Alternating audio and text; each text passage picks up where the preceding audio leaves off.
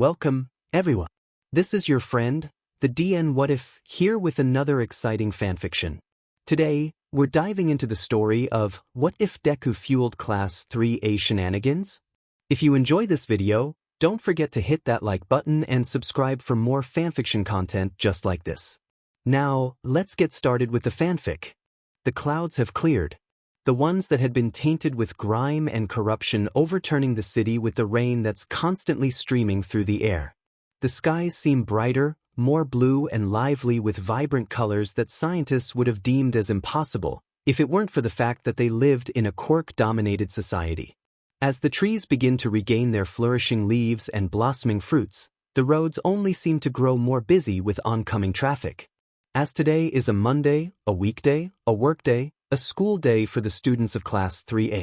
The UA gates fling open, allowing the crowds of students to bustle through and push past. Walking in chattering groups, reminiscing and squealing over all that has happened.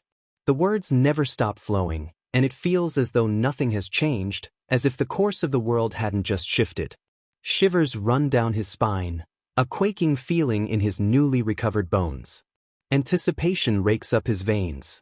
There he is, Izuku Midoriya, the boy who had lost and gained it all, standing warily before the large doors encapsulating the giant bold title of 3. He rocks against the ball of his feet, allowing his anxiety to travel through his soul and take his body hostage. And yet he feels frozen. This is it, his last year at the school he's grown to admire and cherish with his whole heart. How can he ever turn back? He has to move forward. It's now or never, Izuku mutters to himself while tightly gripping the straps of his yellowish, worn-out backpack that's been by his side since day one. And with minimal reassurance, he steps inside. And nothing happens except for the bombarding voices that startle him. Everything seems so normal. Everything is normal. This brings a smile to Izuku's face while he continues to gain confidence as he strives through the classroom. Watching as his classmates converse hastily and full of excitement that he wishes he could nurture as of right now. One particular group of girls consisting of Mina, Tsiu, Jairu and Momo are huddled around together, entertained in a conversation he can't quite hear. Denki and Siro seem to be snickering about something, while Mineta is shriveling alone in a corner from lack of attention. Tokoyami is brooding, but surprisingly not alone, accompanied by Shoji and Sato. Alongside them, only a few meters away lie Toru and Ojiro. As they chat away, a light blush coating both of their faces, Izuku comes to the realization that Toru is in her visible form. Clearly more assured and comfortable in her own skin, allowing her beauty to be displayed and appreciated by others, Ojiro especially. Furthermore, as he continues observing each and every one of his classmates, he notices Todoroki, who seems to be in clear thought, parallel to Ida, who anyone would assume has just told him a life-altering revelation considering their intense thinking faces. Or perhaps they're just contemplating something together. Just as he is about to approach them, he's suddenly ambushed by a bright smile, pink plump cheeks and fluffy brunette hair right in his path. Achiko Uraraka. Deku! She chirps with genuine sincerity and joy as she leaps in for a hug. Izuku reciprocates with the same amount of kindness, if not more, and squeezes tightly as if reassuring her that he's not going anywhere. Then comes the release, and the effortless yet comfortable conversation in which they gently shift into. They both talk about how the past few weeks have been going, their overall well-being, agendas and heroes, as courtesy of Izuku of course. It goes on for what feels like forever, and Izuku barely even realizes. That is until his eyes gaze over to the opposite of the class. And suddenly his eyes are drawn to a flame he'd always admired for burning so bright. A deep red fire, a burning gaze, belonging to none other than Katsuki Bakugo, stays on Izuku like a never-ending wildfire. Red and green. Vermilion on Viridian. Their eyes never lift from each other, no words said yet their feelings become one. A whole conversation conveyed to each other within seconds. An everlasting silence that declares a lot more than either of them could ever say aloud. Then suddenly, as though a band-aid has been ripped off of Izuku's recovering skin, Bakugo's attention is snatched from him by another engaging pair of red eyes. Deku-kun, are you even listening to anything I'm saying? Seriously, what's up? You look totally out of it. Huh? Oh, sorry about that, Uraraka-san. Just got a little distracted. Yeah, you're telling me. But are you okay? She asks, leaning closer, concern etched all over face. Don't even worry about it, I'm just nervous and excited about everything. Izuku states, gently smiling as a reassurance to his dearest friend. If you say so, Uraraka says skeptically, but then returns to her classic beaming smile as they walk together over to their desks.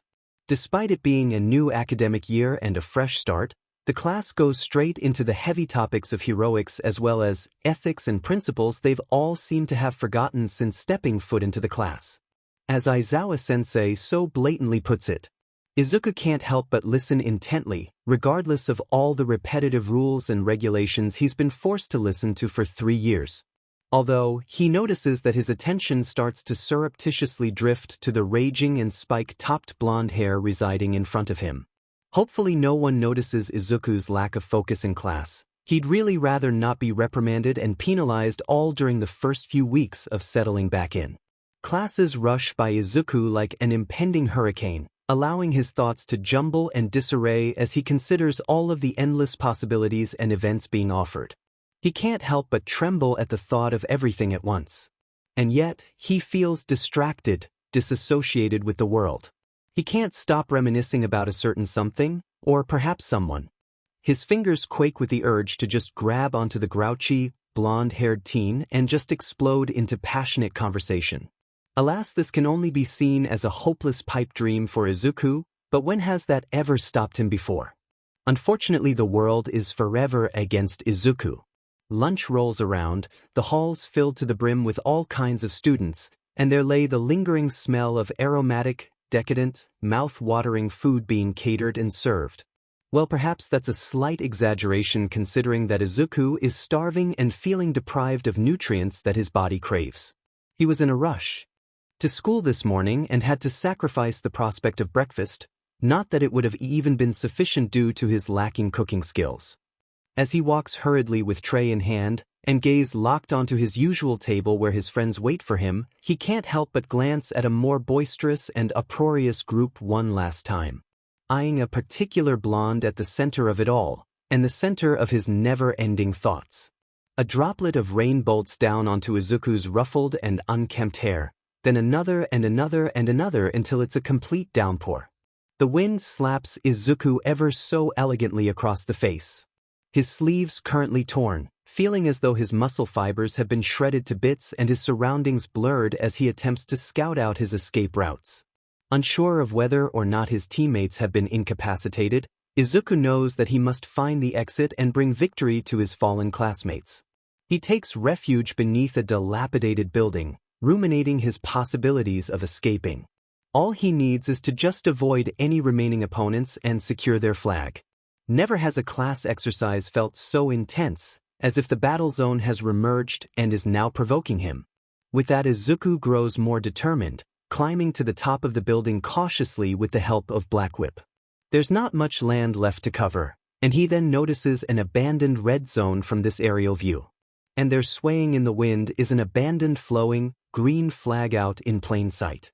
It's obviously a trap, he deducts, although the fastened steps he takes towards the area prove otherwise. His footsteps strike loudly against the soaked pavement, only accentuating his presence, but he doesn't stop even if his body feels as though it has been set aflame regardless of the pounding rain. He runs and runs and runs until the flag is right in his line of sight. But that's not the only thing. Well, look at what the cat dragged in, says a taunting voice directly before him. Kaken, you're still alive? That's a relief. The hell you talking about? It's just a training session, you dumb nerd, no need to take it so seriously. As if you're one to talk. Oh, so you've got an attitude now, huh? What, is it something you can't handle? Izuku says teasingly as the other's glare intensifies. You think this is some kind of joke now? Of course not.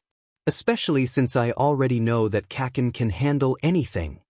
Yeah, whatever, you gonna come and take this from me or just stand there staring?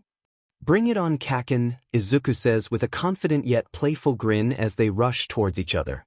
The locker rooms fill the boys from Class 3A with a sense of warmth and relief, taking shelter from the harsh rain still pouring outside. They hurriedly attempt at peeling off their soaked and suffocating hero costumes off and change into their normal clothes to reintroduce heat back into their lives.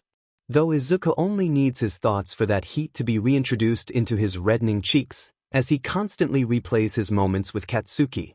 The fight left him feeling exhilarated and alive in a way he never knew he could experience. But Kaken never fails to surprise him in every aspect of life. Subconsciously his gaze diverts to said man. With half his hero costume already off, muscles flexing with each movement and rain droplets coating his luscious skin. Ugh, seriously, knock it off, Izuku, you're being creepy, he mentally reprimands himself. This thought becomes quickly interrupted as a rough hand suddenly latches onto his shoulder. Hey Midoriya. That last match with you going against Bakugo was awesome to watch as always. A spiky, red-haired boy announces with deep-rooted passion. Oh, thanks Kirishima-kun, you also did great based on what I got to see. Using your hardening quirk against multiple of those buildings and creating a distraction that changed the course of the whole round had me really impressed. Not to mention, the use of Sato-san's quirk and Tokoyami's dark shadow, which helped in the continuous offensive attacks that you decided to weaponize later on. It had me wondering how the other team would navigate while being entirely on the defense and outnumbered, especially against hard hitters like you. Alright, I'm so sorry I keep on muttering this entire time like some kind of loser. Haha, no worries bro, I'm glad that someone was paying attention at least, and thanks for the feedback man, it really helps, Kirishima states with a thumbs up right in Izuku's face. Although speaking of feedback, Bakugo hasn't been all that responsive and seems more agitated than normal. He seemed fine before, so I have no clue why, and I'm a little concerned.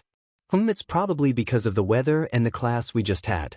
Kaken doesn't do very well with the rain, and it has been raining pretty harshly for a while. Not to mention how loud it is, he probably just needs some time to cool down. I guess that does make sense. But wow, not only are you a pro at analyzing quirks, you also seem to specialize at reading Bakugo. It just keeps on getting better with you too, huh? Izuku finds himself blushing at this, flustered by the idea of being the only one knowing Katsuki on a much more NTMT level. It's not that big of a deal, we've known each other for so long. It'd be weird if I didn't know that much, he says while shyly rubbing his neck. Of course bro, I'd expect nothing less of you too, he says, smile stretching even wider. And before Izuku can even respond, a booming, irritated voice interrupts. Oi shitty hair, get your butt over here, we're gonna be late. And there it is. Well, it was nice talking to you Midoriya, catch you later, Kirishima declares with an exaggerated salute and rushes off. Yeah, see you later. Izuku answers, not looking at his world, walking away with someone else.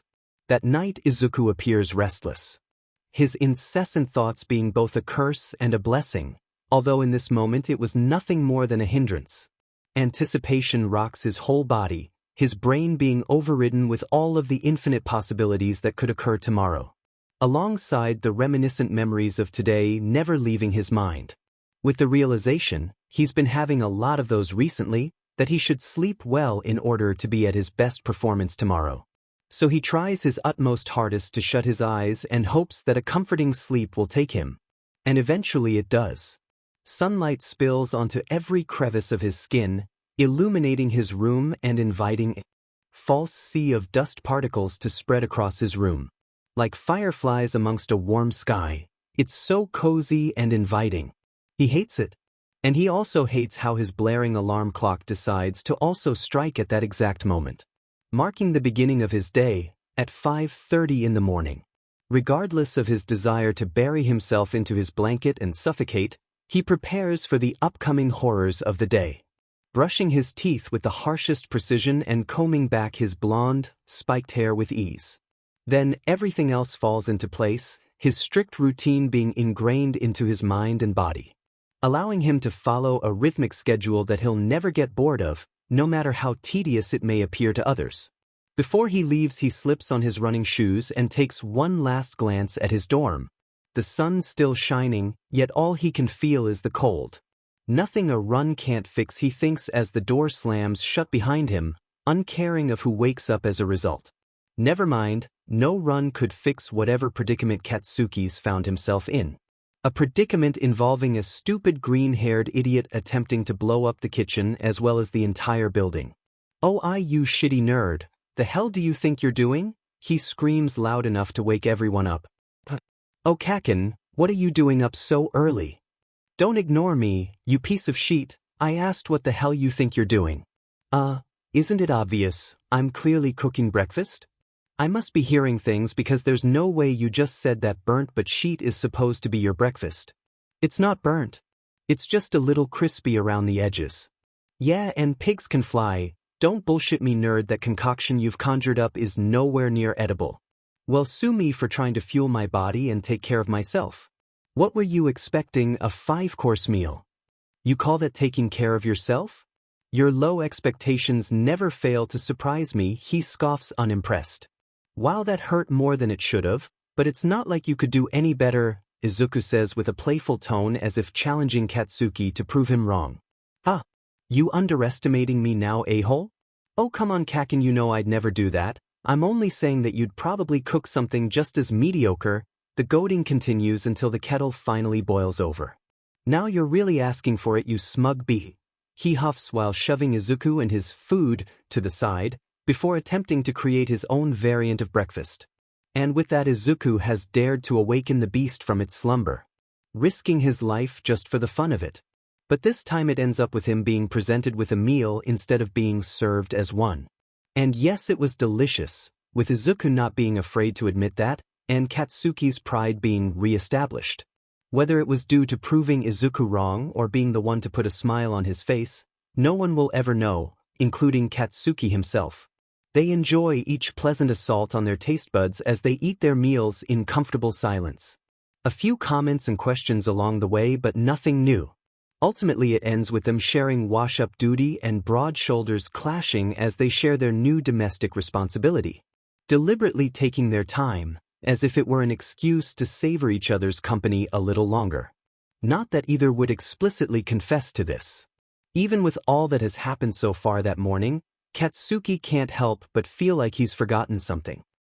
When Katsuki wishes for something, he usually gets it, although right now he wishes that morning lasted forever. Obviously not because of what happened with him and a certain nerd, but because no one else was awake to annoy the shit out of him just by breathing. Could someone tell him why he was now surrounded with a bunch of loud but teenagers causing a ruckus and yapping about some group bonding activities? The common room practically felt like a war zone to Katsuki. He has to leave before he gets dragged into some stupid shit he doesn't want to do. "Yo Baku bro, what's gotten you all down in the dumps today?" says an overly annoying voice. "Great, just what I needed. None of your business, dunce face, and how many times have I told you not to call me that?" he snaps with his usual tone. "Come on, you know you secretly like it, we've come so far. What's the point in still denying it? Watch what happens if you keep on speaking stupid shit. I'll blast your butt all the way to hell," Bakugo says in an impatient tone, palms already igniting with mini sparks. "Calm down, man, besides you call us mean nicknames every day." "They're not nicknames, they're just observations," he utters with a deadpan look showing that he genuinely means it. "You're so unfair, bro. What about all the times Midoriya calls you Kakin? Why don't you ever complain about him doing it? Maybe because he's not a dumb moron like you who asks stupid questions. That's not even a real answer, just admit that you have favorites. In your dir." But before he can even finish, a bright pink-haired girl butts in. "Ooh, what's this I'm hearing? Blasty has a soft spot for someone? Please do share with the rest of us. Do I even need to say anything? It's visibly clear," Kaminari says, nodding towards a certain tuft of green hair. Katsuki would know because he was already staring. But with the admission, he turned his gaze away at the speed of light, practically dislocating his neck in the process. Of course, why am I not surprised? Our little explosion boy has a staring problem for a certain green-eyed someone and refuses to admit it because he's at Sundara. Where's all this bullshit coming from? I do not have staring problem and I'm not at Sundara or whatever the F that is. He shouts a little too loudly, but no one blinks an eye, having been used to the deafening siren that is Bakugo. And are you trying to convince us of that or yourself? Mina teases with a sheet-eating grin while leaning right into his face. "Shut it, raccoon eyes. I'm not dealing with this nonsense, I'm leaving. Bakugo then pushes past her and stomps towards the exit like some toddler throwing a tantrum. Bakugo? Where are you going? We're just about to start, you're gonna miss everything if you leave now. Kirishima asks while wondering why the blonde's in such a sour mood already. Again with the interruptions. Seriously, how many people are going to call out his name today? Yeah, that's the whole FING point, dumbass. I'm not doing this boring sheet. You can't just do that, man, you promised. That you'd engage more in these kinds of things. Don't tell me you're already giving up? He questions sincerely with a slight frown indicating clear disappointment. Not that Katsuki needs anyone's approval. I'm not giving up, you prick. I just don't want to deal with any of this shit today. Is that so hard to believe? No, but you never want to deal with anyone's shit, yet you still put up with us every day. Something's clearly up and I won't pry, but you shouldn't let that affect all the progress you've made so far. Don't start patronizing me now, you effing a hole, and nothing's wrong, just leave it. Bakugo glowers, tired of everyone's bullshit.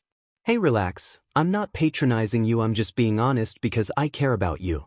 In any case, don't you think that this would be a good way to blow off some of that steam anyways? As if the only way I'll be able to blow off some steam is by exploding somebody off the face of the earth. And right now you're the most likely contender. He scoffs with the intent to intimidate, but no one's taking his bullshit. Kirishima sighs, having been used to this kind of behavior. Look, we've been past this, Bakugo. You don't have to hide your feelings anymore. It doesn't make you vulnerable in the slightest. So if there really is something wrong, you can tell me before this whole thing really does escalate. Tisich, don't act like you understand. And didn't you say you weren't going to pry? Hypocrite. Well, you got me there. But I do mean it, and you do know that you make it hard not to, right? No, you're just a nosy BSRD that doesn't know how to mind his own business. Aren't you the one who's always up in Midoriya's business, though? Who's the hypocrite now? What does he have to d-dash? Kaken. Oh, and Kirishima-kun, what's going on now? It seems that maybe Katsuki wasn't born to be a hero, he was born to be interrupted. Where did he even come from anyways? Hey, Midoriya. Funnily enough, we were just speaking about you actually. Oh, sorry to interrupt then. Izuku quietens, feeling awkward. Don't worry, it's nothing bad, it was just about how ba-dash. Shut the F up, shitty hair, he doesn't need to know, Bakugo screeches, embarrassed of having a conversation involving Izuku and then being caught. Izuku frowns, saddened by such a harsh revelation. What could they possibly be saying about him that Katsuki wouldn't want him to know? The thought disheartened him.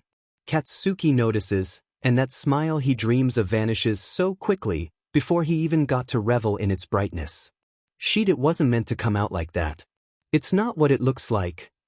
It's okay, I really didn't mean to intrude on whatever conversation you're having. Sorry. Izuku whispers quietly, turning to the side. Kirishima stares at Bakugo warily, urging him to do something. To say something. And so he does. Sheet at the... Izuku, don't go, seriously, it's not what it sounds like. I just got defensive like I always do, and it sounded like a genuine insult, but it wasn't. I'm trying to move past that, slowly sure, but I don't want my words to be the reason why you're sad again. So please don't turn your back on me, don't leave. Wow, I wasn't expecting that. But that was so manly it made me tear up a little actually. Kirishima comments. Izuku chuckles at that, but his eyes seem to almost well up with tears too. Kaken, you really don't know how much that admission means to me. Of course I'd never actually turn my back on you, but hearing it come from you directly just makes me want to stay even closer to you and never leave your side. Izuku blushes, acknowledging what he just said.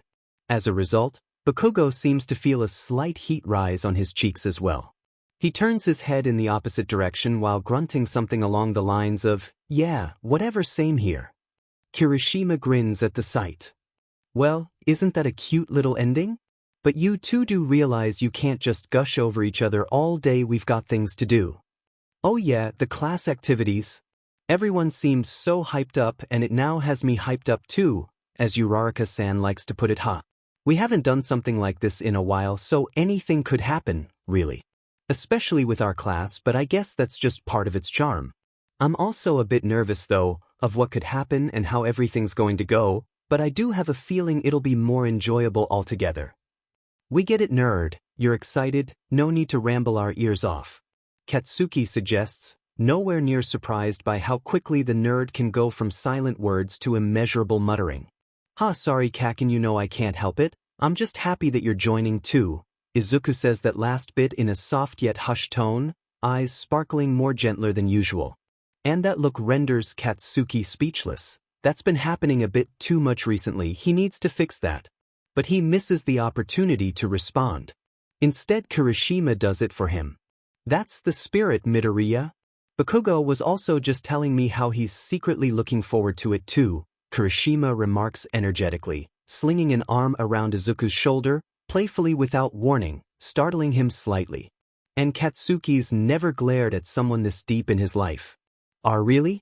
That's reassuring to hear that I'm not the only one. It all just feels so surreal, you know? Like I can't believe that we're all here doing something like this. And I feel so blessed to have you all here with me, Izuku announces, staring directly at Katsuki, eyes now gleaming with adoration and a grin stretched out further than the stars. Those FANG eyes at this point, Katsuki's going to drown in them, and he's not even sure he minds. But Katsuki's not the only one welcoming death, as Kirishima has also seemed to warrant his own murder. Although Katsuki's willing to postpone any bloodshed in exchange for seeing that sickeningly, stupidly sweet smile. You really this excited for watching some kind of shitty movie that's being chosen by those idiots? Katsuki asks while nodding towards said group, fighting over what movie to watch like the pack of wild animals they are. It's not shitty, I'm sure whatever movie they decide on will be a fun watch. Izuku called out with enough hope for the both of them. That's if they even pick out a movie at all. Kirishima says, eyeing the spectacle before them. The majority of the class still squabbling about which movie to watch. We watched basically all the Spider-Man movies already, we're not rewatching them again, Zero. Kaminari frustratedly exclaims. Okay, then what would you suggest since you're apparently so great at making decisions now? Zero fights back. Ugh, I don't know, man. As long as it's not anything to do with Spider-Man. Ooh, how about we watch something like Mulan? Uraraka chimes in curiously, slightly attempting to defuse the situation and actually help decide. Mulan, seriously? What are we, in grade school? That's so uncool. Denki complains further. It's better than anything you've suggested, which is nothing good by the way, Todoroki claims earnestly. Todoroki, you too? Don't tell me you're actually considering this. What's wrong with it? I'm sure most of the class wouldn't mind, Todoroki shrugs with no particular interest. Did someone mention Mulan? I was actually thinking about suggesting it too, since I've always wanted to watch it. Momo mentions while inquisitively joining the conversation. I didn't expect that. Have you really never seen Mulan, Momo-san? Todoroki asks with intrigued intent. Yeah, I try to not usually indulge in leisurely activities very often, but I'd love to at least watch it with the class. That's really admirable reasoning. I never got the chance to watch stuff like this as a kid either because I was never allowed. But if it has you excited, I'm sure that I'll enjoy it too. Great minds think alike, huh? Zero whistles teasingly, slightly elbowing Todoroki. Well then it's settled, Mulan it is. Uraraka jumps gleefully.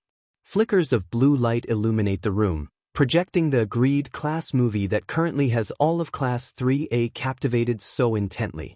The darkness barely registered, as they all lie in scattered positions all over the common room. Legs sprawled over laps, heads leaning on chests, feet in people's faces. Katsuki's eyes watching, but not the movie. The hell even is this corny but sheet? How effing long is this even gonna take? Bakugo questions despite already being halfway through the movie. How could you even say that, bro? Mulan is not corny, it's one of the manliest pieces of fictional media out there. Kirishima passionately defends both his honor and the movie. Maybe for someone of your IQ, but there's no way grown but teenagers are actually enjoying this trash. Okay, now you're seriously crossing the line, man, and I don't know how long I can continue to defend you. Oh, shut the F up, I don't need you to defend me.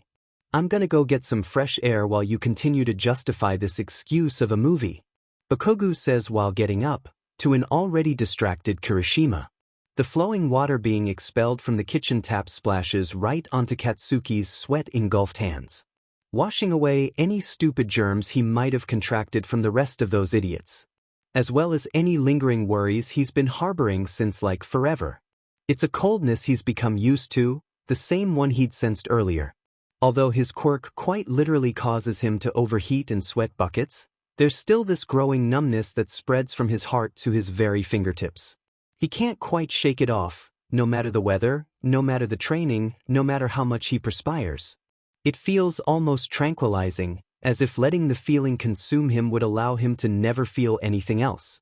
Maybe that would be better than having to feel so deeply about everything else, feeling so deeply about. Kaken. The lights flicker on, bathing the kitchen in an incandescent glow, almost blinding Katsuki. How that's weird, were the lights always this bright? What are you doing here all alone?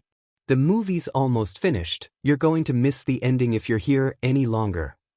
Izuku poses questingly, interrupting any of Katsuki's pondering thoughts. So what, you really think I care about the ending of some stupid but movie that means nothing to me? Well, not exactly, but you've kind of been gone a while and the others dash. Tell the others to F off, I'm not in the mood to tolerate any of them right now. Yeah, but I was worried about you. Is something wrong? You seem kind of distracted? Ugh, I'm fine you worrying but nerd. Just because I don't want to associate with those losers doesn't mean anything's wrong. Worry about yourself instead. And didn't you say the movie's almost finished? Go on and finish with the rest of them, I'll come back when I'm ready. But I want you to be there too, it's not the same without you. Izuku says, voice quiet but certain. What difference does it make? You looked pretty engrossed in it the whole time. I could hear your muttering about the movie, all the way from the other side of the class. Oh right, I didn't realize. Izuku blushes at such an embarrassing revelation.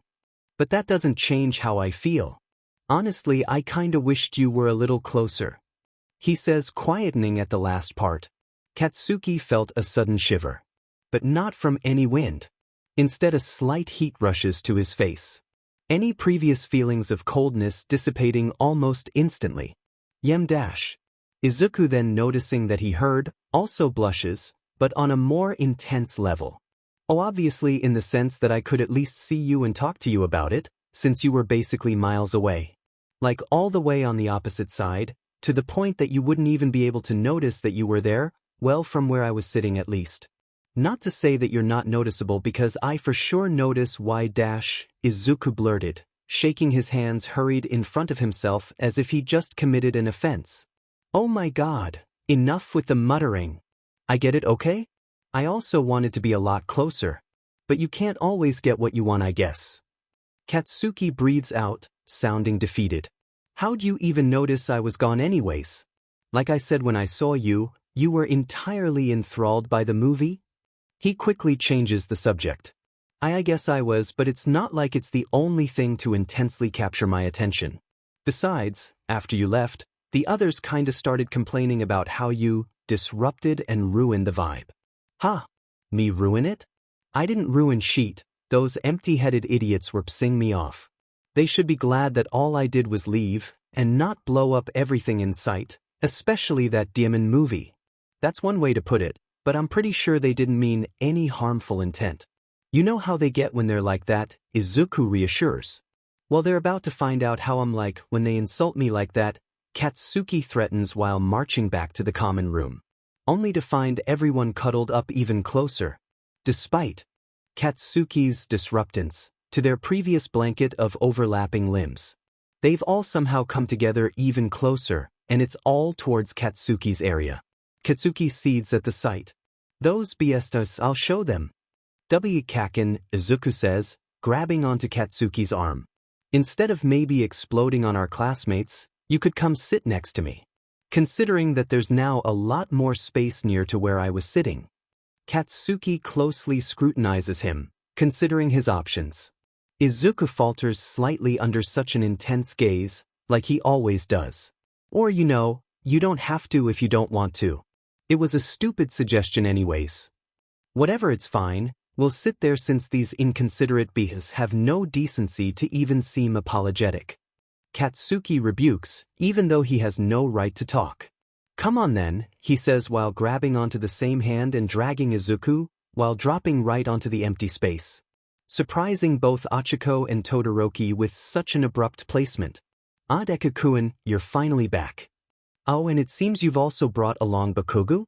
Which I wasn't expecting to see, but the more the merrier. Yeah, welcome to our area, Bakugo. We hope that you're comfortable. Todoroki presents with genuine hospitality. Shut the hell up, stop acting like you own this place or something. Bakugo barks, but it goes unnoticed. That wasn't my intention, I was just trying to welcome you into our circle. Todoroki explains calmly. You think I care? Get the hell out my face icy hot, and offer your generosity to someone who actually wants it. He argues back. On the side, Achiko leans in slightly towards Izuku, whispering, What took you guys so long? We were wondering where you two ran off to? Oh sorry, I didn't mean to worry you guys, we were just talking and got a little off task, is all. It's all good. Izuku pleasantly calls out with a double thumbs up for reassurance. A little off task, huh? Is there something you're not telling me? Achiko teases lightheartedly. That's what no. Whatever you seem to be thinking did not happen, Izuku protests all too quickly. Oh, don't be shy, you know you can tell me anything? Even if you insist nothing happened. Achiko teases further, her grin never fading. No, really, I mean it, nothing was going on. We were just talking. That's it. If you say so, Achiko shrugs off. But you know my offer still stands when something does happen, she says this time with a little more conviction and legitimate support. Yeah, well nothing's going to happen, but thanks for the reminder. He chuckles, glad for the continued liveliness despite the interruption. Oi, are you guys gonna whisper the whole time or actually watch the movie like you said? Katsuki hates the fact that they're still watching such nonsensical crap, when he could be doing literally anything else. Not to mention the class deciding to play the second part of this long-ass, godforsaken movie. What's so special about it anyways that it's got everyone so interested? He thinks but then looks around and realizes that it might not just be the movie. Everyone's clustered together, comfort coating each and every one of them, truly bonding over something as mediocre as this. Pointing fingers and giggles fill the room, heads on hearts and everyone's eyes glued to the screen. Well, almost everyone's. Don't tell me that this group activity sheet actually works, he mutters quietly to himself. Although, Katsuki can't look away from it all, more specifically he can't dare to look to his side. As he feels a slight weight fall onto his shoulder. A head full of viridescent locks tickle his neck and suddenly he's stopped in his tracks. Body frozen, thoughts spiraling, head spinning, temperature rising. The hell's wrong with me? He's probably just leaning against me for support because his neck must be exhausted from carrying such a big head all day. Yeah, that's definitely it. With that encouraging consolation, he finally dares to turn his head in the forbidden direction. And he's actually asleep. What the hell? Wasn't he literally fawning over all of this? How he manages to fall asleep in such an exuberant atmosphere, Katsuki will never understand. No one else seems to notice the inner midlife crisis that Katsuki is currently battling as they're all too deep into their own worlds. Well, most of them anyways, because Katsuki also fails to notice the exchange of very pleased smirks coming from Mina and Kirishima. Nevertheless, the hours go by dreadfully and just as long, this time resulting in Katsuki finding it harder to actually focus on the task at hand, not that he wants to anyways. But thankfully the movie comes to an end. About time. Everyone soon starts to disentangle from each other, flicking on lights and stretching sore limbs. There's candy wrappers, leftover snacks and bowls lying around, leading to cleanup duty to occur. Except Bakugo's kind of been assigned with helping this week. Yet he remains where he stands or well sits, not having moved an inch for the past few grueling hours. Along with Izuku snoring soundly, still on his shoulder. And is that drool? Ugh. Gross nerd always causing Katsuki problems even in his sleep. Bakugo-san, are you alright? We need you to come and help us with clearing up as it's also your turn. Azui states matter-of-factly but with clear patience. Does it look like I can do that right now, Frogface? He hisses with other things clearly preoccupying his mind. I don't see the problem. Is it because Midoriya's still lying on your shoulder? I'm honestly surprised you haven't woken him up yet. She responds perceptively, not expecting any kind of positive answer. What's that supposed to mean, huh? You trying to pick a fight or something? No, it's simply an observation that you're choosing to take the wrong way. I'm obviously occupied, so go ask someone else to do it. I'm sure that Icy Hot BC would be more than delighted to help, since he seemed so adamant on sharing his assistance earlier. Bakugo says with an exaggerated eye roll, already annoyed just by mentioning him. You don't look all too occupied to me. Besides, Todoroki-kun's already helped enough, so that's more reason for you to take responsibility now too. Would you look at that? I'd never thought I'd see the day of Bakugo deciding to slack off. Especially with something like cleaning, but it seems like he obviously has better priorities than helping us all. Denki joins in, flashing a knowing smile in their direction. Ah, say that again, you punk, and see what happens. Bakugo bites back, taking the obvious bait. Come on, Denki, don't tease him. He's also technically helping out by letting Midoriya get his well-deserved sleep. Kirishima comes to the rescue before Katsuki ends up doing something he regrets. How many times do I have to tell you guys to mind your own DMN business? Also stop yapping away so loudly, you insensitive He's gonna wake up because of you. Bakugo utters in a hushed tone, far quieter than usual, and turns slightly, searching for any movement from the sleeping boy. Demon, I've never seen him so quiet and concerned. Maybe we should all actually just leave him be. Zero comments, also coming to observe such a rare sight. I do suppose by doing that we can also essentially get more work done together. Tsuyu contemplates, ever the realist. Great, let's get to work then. Kirishima urges with way too much energy. It's so funny how he's totally whipped and doesn't even realize it. Denki snickers to Kirishima as they all go off to resume the cleaning process. Yeah, I can already imagine Mina's reaction. She's been squealing about it a lot more recently, Kirishima adds, nodding slightly. But I'm sure he'll figure it out soon, probably. If it means he's this quiet, then sign me up. They all end up finishing their tasks, incentivized by the reward of sleep. Each person gradually retreating back to their dorms, leaving only them two to reside on the couch. And Izuku remains ever the sleeping beauty to Bakugo's inconvenience. Just before going, Momo ended up giving a lavish, oversized blanket as an attempt to ease Bakugo's situation, as well as to make sure that no one freezes to death. He begrudgingly accepts, even though he knows it's pointless. It's not like he plans on staying like this for much longer. It's just a matter of waiting until Izuku wakes up and then they'll both go their separate ways. The cacophony of annoying voices he's become so used to is finally extinguished. All that's left is the sound of subtle breaths that's become a beacon of comfort for Katsuki. Instead of the loud, thrashing pounding of his own heart, he can feel the gentle beating of another. Izuku displays such a peaceful resting face that Katsuki can only wonder what he dreams about. He can only continue to wish that he got to witness such a sight every morning. Several minutes go by and there's still no sign of Izuku waking up.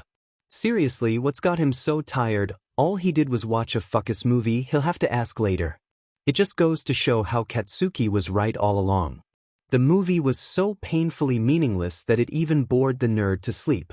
After tiring himself with his long-lasting thoughts and questions he'll never get answers to, he teeters on the line of consciousness.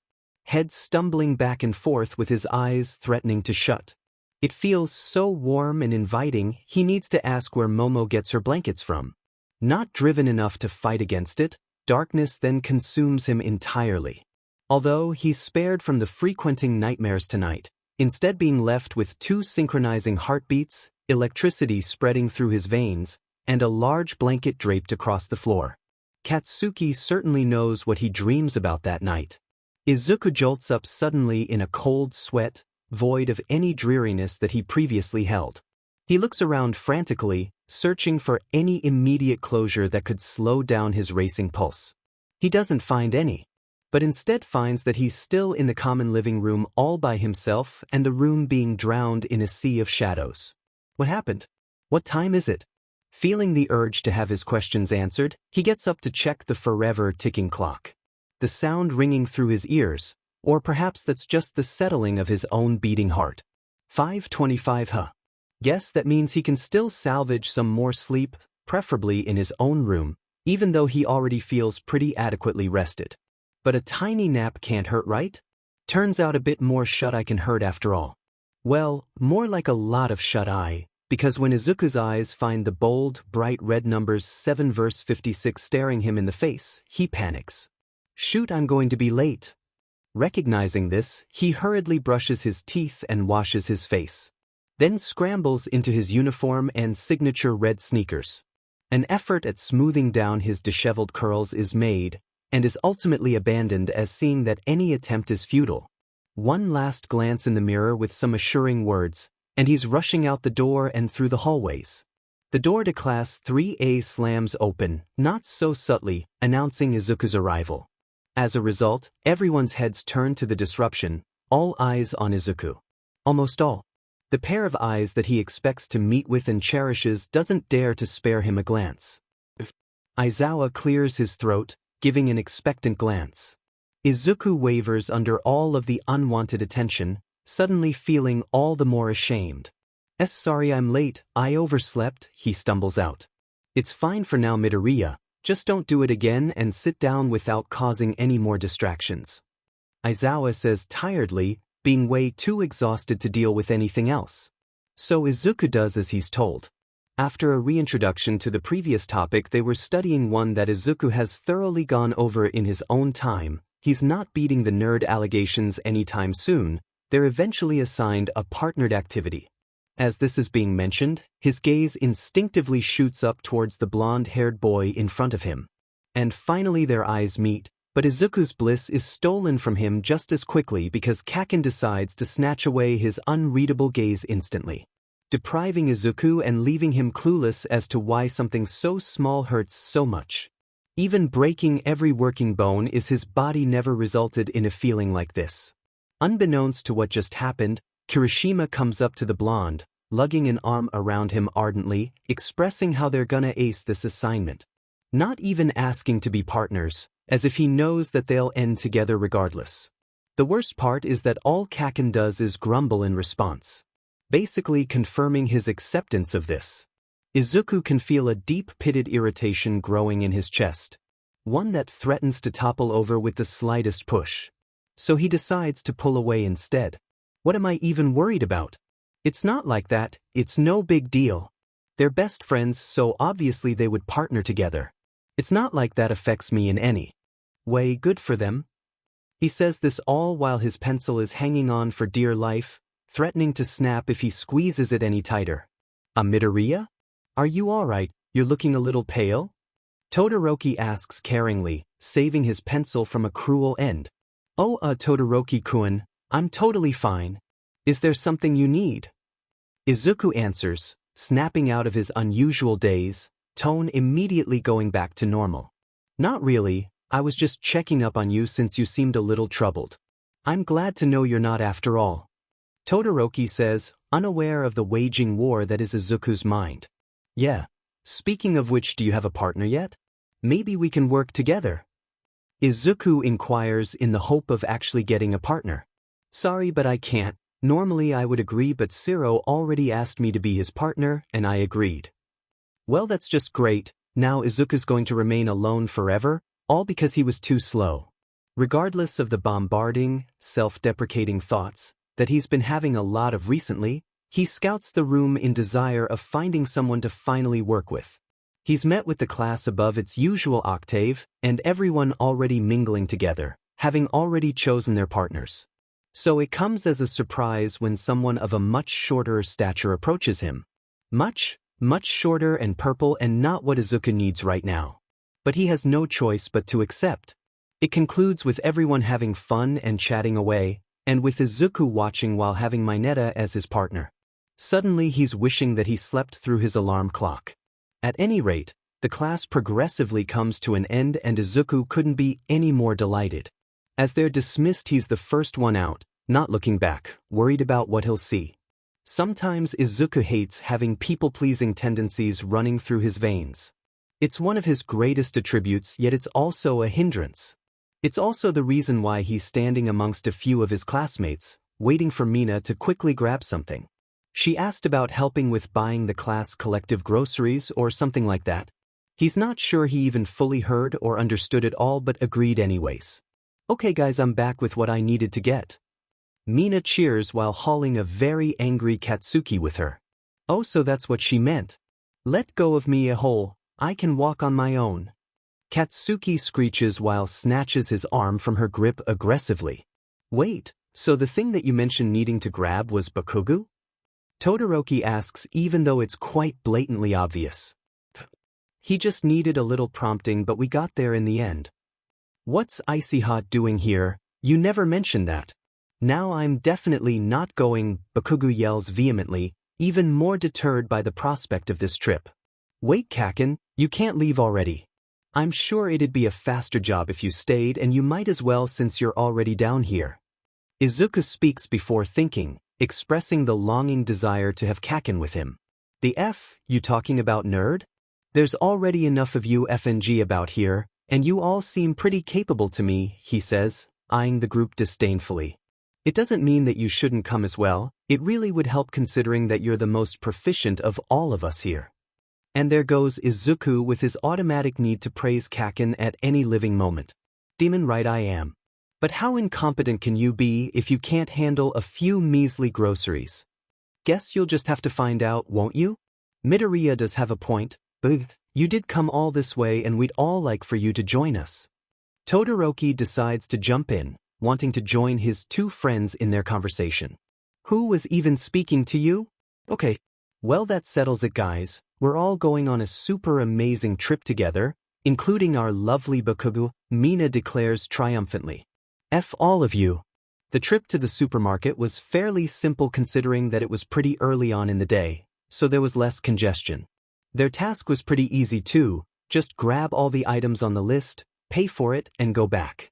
So they ended up splitting into groups, to get the job done more efficiently, and then be able to all meet at the front to pay. So it says here that we need eggs, rice, cheese, spinach, pork, tofu, protein bars and a cake batter? K, is that it, or what's with that look? I might get everything else on this list, but why do we need cake batter? You finally get brain damage or something? To make cake obviously, dipshit. Yeah, I get that, but why would anyone need to make cake in this season? I don't think anyone's birthday is coming up. Katsuki takes a large inhale at this. Deep breath in, deep breath out. You can make cake in any season and it doesn't need to be because of someone's birthday either, you dumb nerd. But can't they just ask Sato-san for that? I'm sure he wouldn't mind. Hell if I know, but who FING cares, we just need to grab the sheet and be done with it. So stop asking stupid questions and get your butt to work. Due to Katsuki's intolerance for bullshit, they collect all the necessary ingredients super quickly. But not without several stares for being too loud and arguing about where each aisle was. Still they arrive at where they were all supposed to rendezvous without any further delay. Huh, where the F are they? We did do a pretty fast job, so we're also quite early. Maybe they'll be here soon. Izuku suggests, and so they wait. And wait and wait and wait. It's officially been exactly 20 minutes, Katsuki counted. He's petty? Okay. And there's still no sign of the rest of the group. Now this is starting to PSS me off. Where even are those fuckers? Okay, hold on, let me actually call Mina. Izuku says this while reaching into his back pocket for his phone. How that's strange, it's not there. He pats himself down, double-checking if he put it anywhere else. Nope, not there. Well, they're both doomed. Kaken? What? I can't find my phone. What do you mean you can't find it? I think I lost it or maybe I left it somewhere. I'm not sure, but I can't call them now, so can you do it? Oh my god, you don't know how much I want to obliterate you right now. Katsuki complains but still takes out his phone.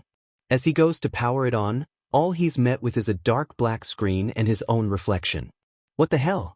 He tries to turn it on again, and this time a flashing dead battery plasters itself over his screen, blinking red and then finally vanishing as if taunting. He can feel his grip tightening on the phone, almost on the verge of crushing it right there. Kaken, you know what, this I'm leaving. And so he leaves the basket of groceries and a confused Izuku behind as he storms out of the store. Hey, wait up.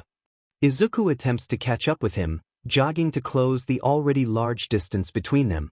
Where exactly are you planning to go? He asks while finally settling next to Kaken. Back to the dorms. Where else would I be going? But we didn't even tell them. What if they end up going to the tills and don't find us? Then that's their problem. Shouldn't have made us wait that FNG long anyways. It's not right though. I don't want to stress any of them out.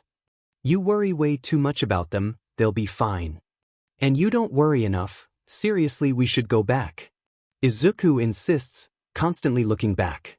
Fine then, if you're so paranoid about it, then you can go back, but don't come crawling back to me when you get lost. I can't leave you alone though, or well, I don't want to go without you. Teach indecisive nerd, make up your effing mind. Okay. Alright, I get it, I'll stay with you. There, it wasn't so hard, was it? Izuku ends the conversation with his mindless agreement. They walk in awkward silence, but it's not like he expected anything else. Although he did want the day with Kaken to last a little longer. Just as he thinks that, he notices something in the far corner of his eye. He comes to a halt and goes to take a closer look. Hey, what are you do dash? Katsuki halts too and instead decides to go take a closer look at what's got Izuku so interested. Izuku lands himself standing in front of a small, animated store, presenting the infamous, vibrant colors of red, blue, and yellow, as well as All Might's face plastered right on top. He just can't resist his guilty pleasure. If anything involves All Might, just know that Izuku's already been informed. Izuku, no. Why not Kaken?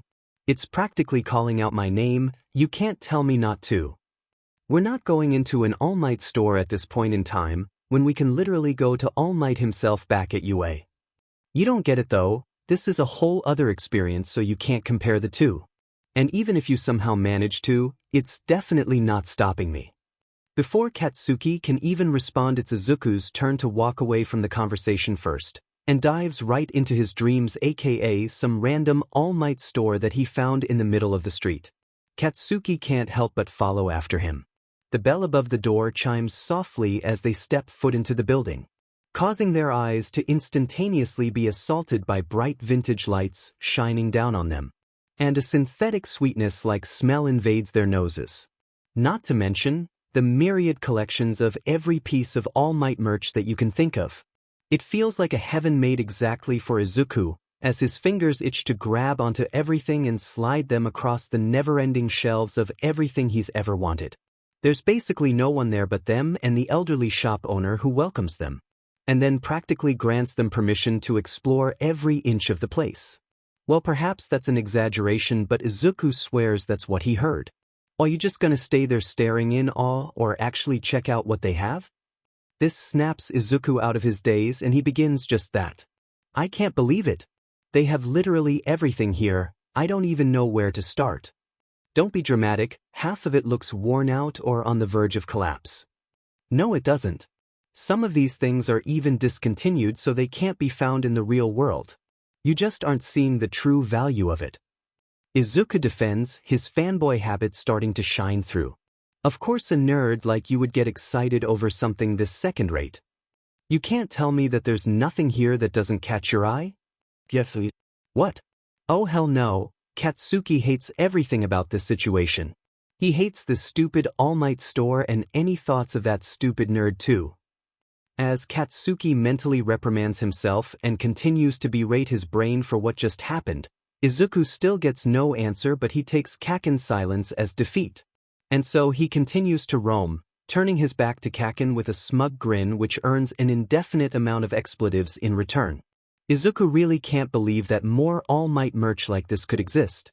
He thought that he'd already accumulated every type of merch to exist, yet he's proved wrong further every step he takes. His fingers skim over a shelf that holds an old set of a limited edition All Might comic book series that look awfully familiar. Maybe because he read the entire thing within a week during his middle school days. It got discontinued a short while after, so he felt a little prideful knowing he was only of the only people that got to read it at the time. I haven't seen that cover in ages. How the hell do they just have it casually on display? Wait, you've read this copy before? Izuku almost shouts in surprise.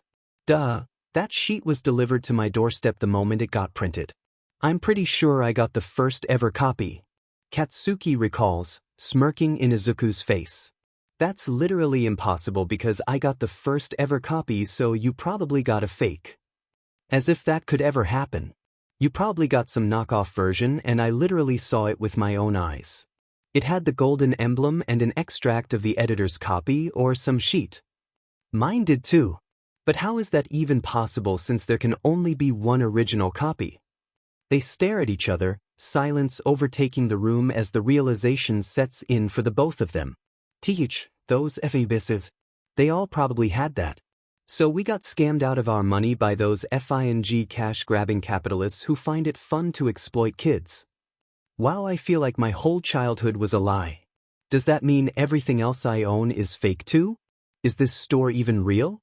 Maybe it's all an explicit trap to lure me in? Is anything even real anymore? Izuku contemplates every existing decision leading to this moment.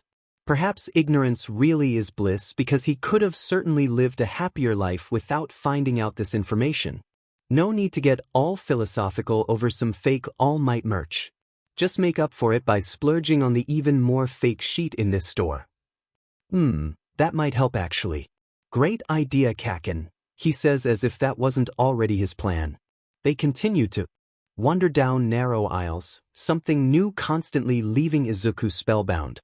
With Kaken trailing just a step behind, occasionally peering over his shoulder and looking uninterested. All while he secretly stole glances at certain figures or cards. Izuku doesn't fail to notice and teases him for it. And so they come across every variation of merch that never fails to capture Izuku's attention, handling each item with a carefulness that a person would with fragile china. That didn't stop the pile Izuku had obtained from occasionally toppling over, but Kaken was there to make sure he didn't break anything or himself. There, a quiet rhythm was created, each step falling into place, and it suddenly became a tour of the building. As the shopkeeper decided to help out in narrowing down their options considering the mountain of things Izuku was currently in possession of. This obviously was difficult for Izuku since there was nothing that he wanted to reduce. Look, I know I said to splurge or whatever, but at this point you're trying to buy the whole DMN store. I can't help it. If I get rid of one thing, I'll just find another to replace it with. Oh wait, I have an idea. Why don't you help with carrying some of it? That way I won't need to choose. You really expect me to help you carry all of that? Katsuki says, gesturing to the absolute monstrosity that Izuku so confidently held up. Yeah, no, you drag your own grave with that one. What? Kaken, please, just this one time.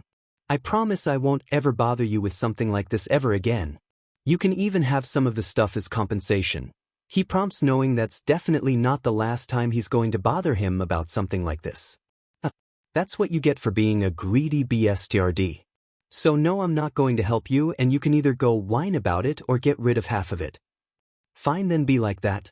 I don't need your help anyways. Izuku pouts, disregarding any previous attempts at asking for help. Katsuki scoffs at that, not like you deserve it anyways. Katsuki ended up getting him a trolley for his stuff. Only because it's a win for both of them. Since it would prevent Katsuki from having to tolerate any complaints and Izuku not getting any further arm fatigue. Despite already rummaging through half the store together, they split up at one point. Unintentionally. All because something on the display caught Katsuki's attention, causing him to turn away from Izuku for a second, only to turn back and find the idiot nowhere in sight. So he agitatedly searches and expels effortless obscenities while he's at it, hoping for a response at least. But doesn't one. Where the hell could he have even gone off to? The thought lingers as he circles around and retraces every single one of their steps. Only to, after a few minutes, see a floating cluster of green hair on the other side of the shelf that he's beside. Resisting the urge to grab on it and strangle the nerd to death, he instead goes around it like a normal person. Wow, spending too much time with the nerd has changed him. And just as he comes into eye line, Katsuki pauses mid-step, breath hitching, and all he can do is stare at the boy who's currently bathed in sunlight. Several streaks of his hair highlighted in a beautiful chartreuse color by the sun. Even his freckles look fuller and accentuated to the point of imitating shining stars. Those emerald eyes locked onto whatever's in front of him and staring more eagerly than usual. An expression Katsuki never wants to forget. He wants to live in that moment and have it never leave him. All the anger from early dissipating and new feelings emerge in its place. As the breath is stolen from Katsuki's lungs, he's then put off guard as Izuku turns his head, smiling now even deeper. And it's all directed towards Katsuki. "Oh, there you are, Kaken. What took you so long?" he asks as if he hadn't just snatched away Katsuki's ability to breathe. A few seconds go by and he doesn't respond. Instead, he steadies himself and walks up closer to him instead. Now in view and only a foot apart now. The silence stretches out for a little longer as their eyes cling to one another, each gaze holding the weight of the world that seems to fade away around them, causing everything to go quiet. That is until Katsuki decides to change that. "Don't act so innocent, you piece of shit. You nearly gave me a goddamn heart attack," he says while roughly pinching his cheek, earning a wince. "Ow, I'm sorry about that, okay? I didn't realize that you weren't following me after a while. I didn't mean to scare you, I promise. But is your heart okay though? Do you need to go to the hospital?" he blurts out, panic evident in his voice. "Calm down, you worrisome nerd. I don't need the hospital. It was just an exaggeration, so there's no need to get so panicked over it."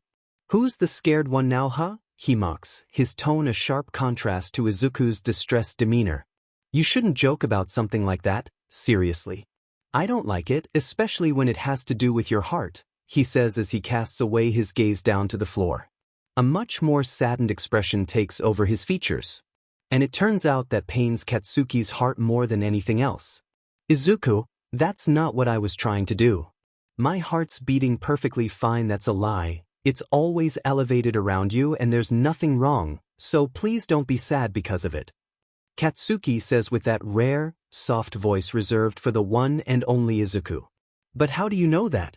What if one day something does go wrong? I don't know what I'd do if I lost you again." The words dying on his tongue, lips quivering. Kaken immediately understands what that means. They've always been speaking in an unspoken language. This feels no different. It's a mutual longing that courses through both of them, although they're both too cowardly to actually say anything. So Katsuki moves without thinking and pulls the boy into a warm embrace. The second Izuku's head hits Kaken's chest, he fails to keep the tears from flowing, sobbing quietly into the one person who he wishes to never let go of.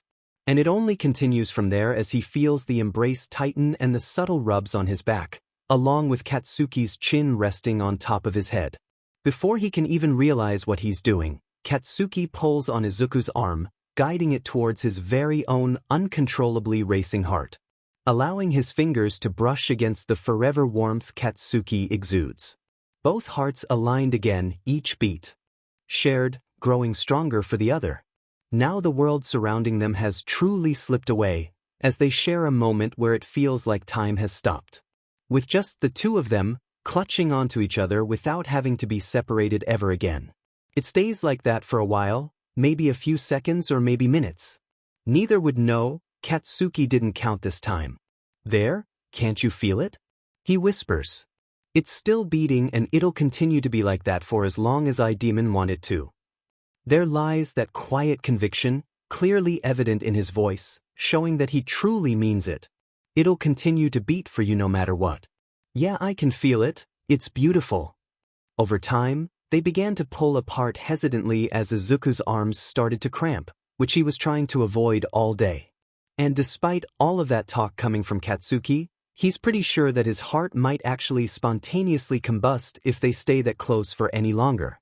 "You okay now?" "Never knew I needed that. But it really helped, so thanks, Kaken." Izuku murmurs quietly while giving a weak smile. "You don't need to thank me. I didn't even do anything worth being grateful for. You deserve so much more than just that." "Of course you did," Izuku insists, disappointed by how self-deprecating he's being. You've already done so much for me, and I'll never stop thanking you for that.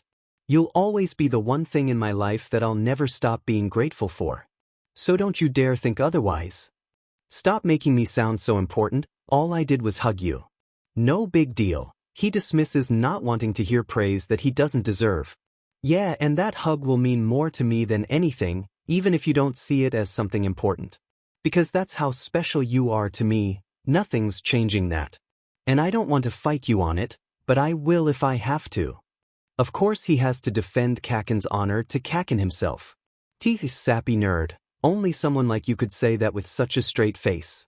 But I think I get it because that hug means a lot to me too. Kaken's cheeks burn vividly at the last part, head turning slightly from embarrassment. Izuku lightly chuckles in acknowledgement of this. Kaken, are you getting shy now after what we just did? Didn't make it sound weird, you stupid nerd, he shouts, feeling flustered by Izuku's sudden forward approach. Did Kaken just stutter? Izuku finds that he likes this side of him, well he loves every side of Kaken, but this one is his favorite. No way you are. That's so cute, we should do this more often, he muses over the thought of it. I'm not cute either, so stop saying stuff like that. Izuku sighs dramatically, shaking his head. Oh Kaken, you'll never understand how much it pains me to know that you'll never be able to realize that you are. Okay, now you're asking for it, you little sheet. And don't sigh at me, he says as he wraps Izuku's head in a playful headlock, closing up on him but still allowing Izuku to squirm in his firm grip. He yelps as they're pulled flush against each other.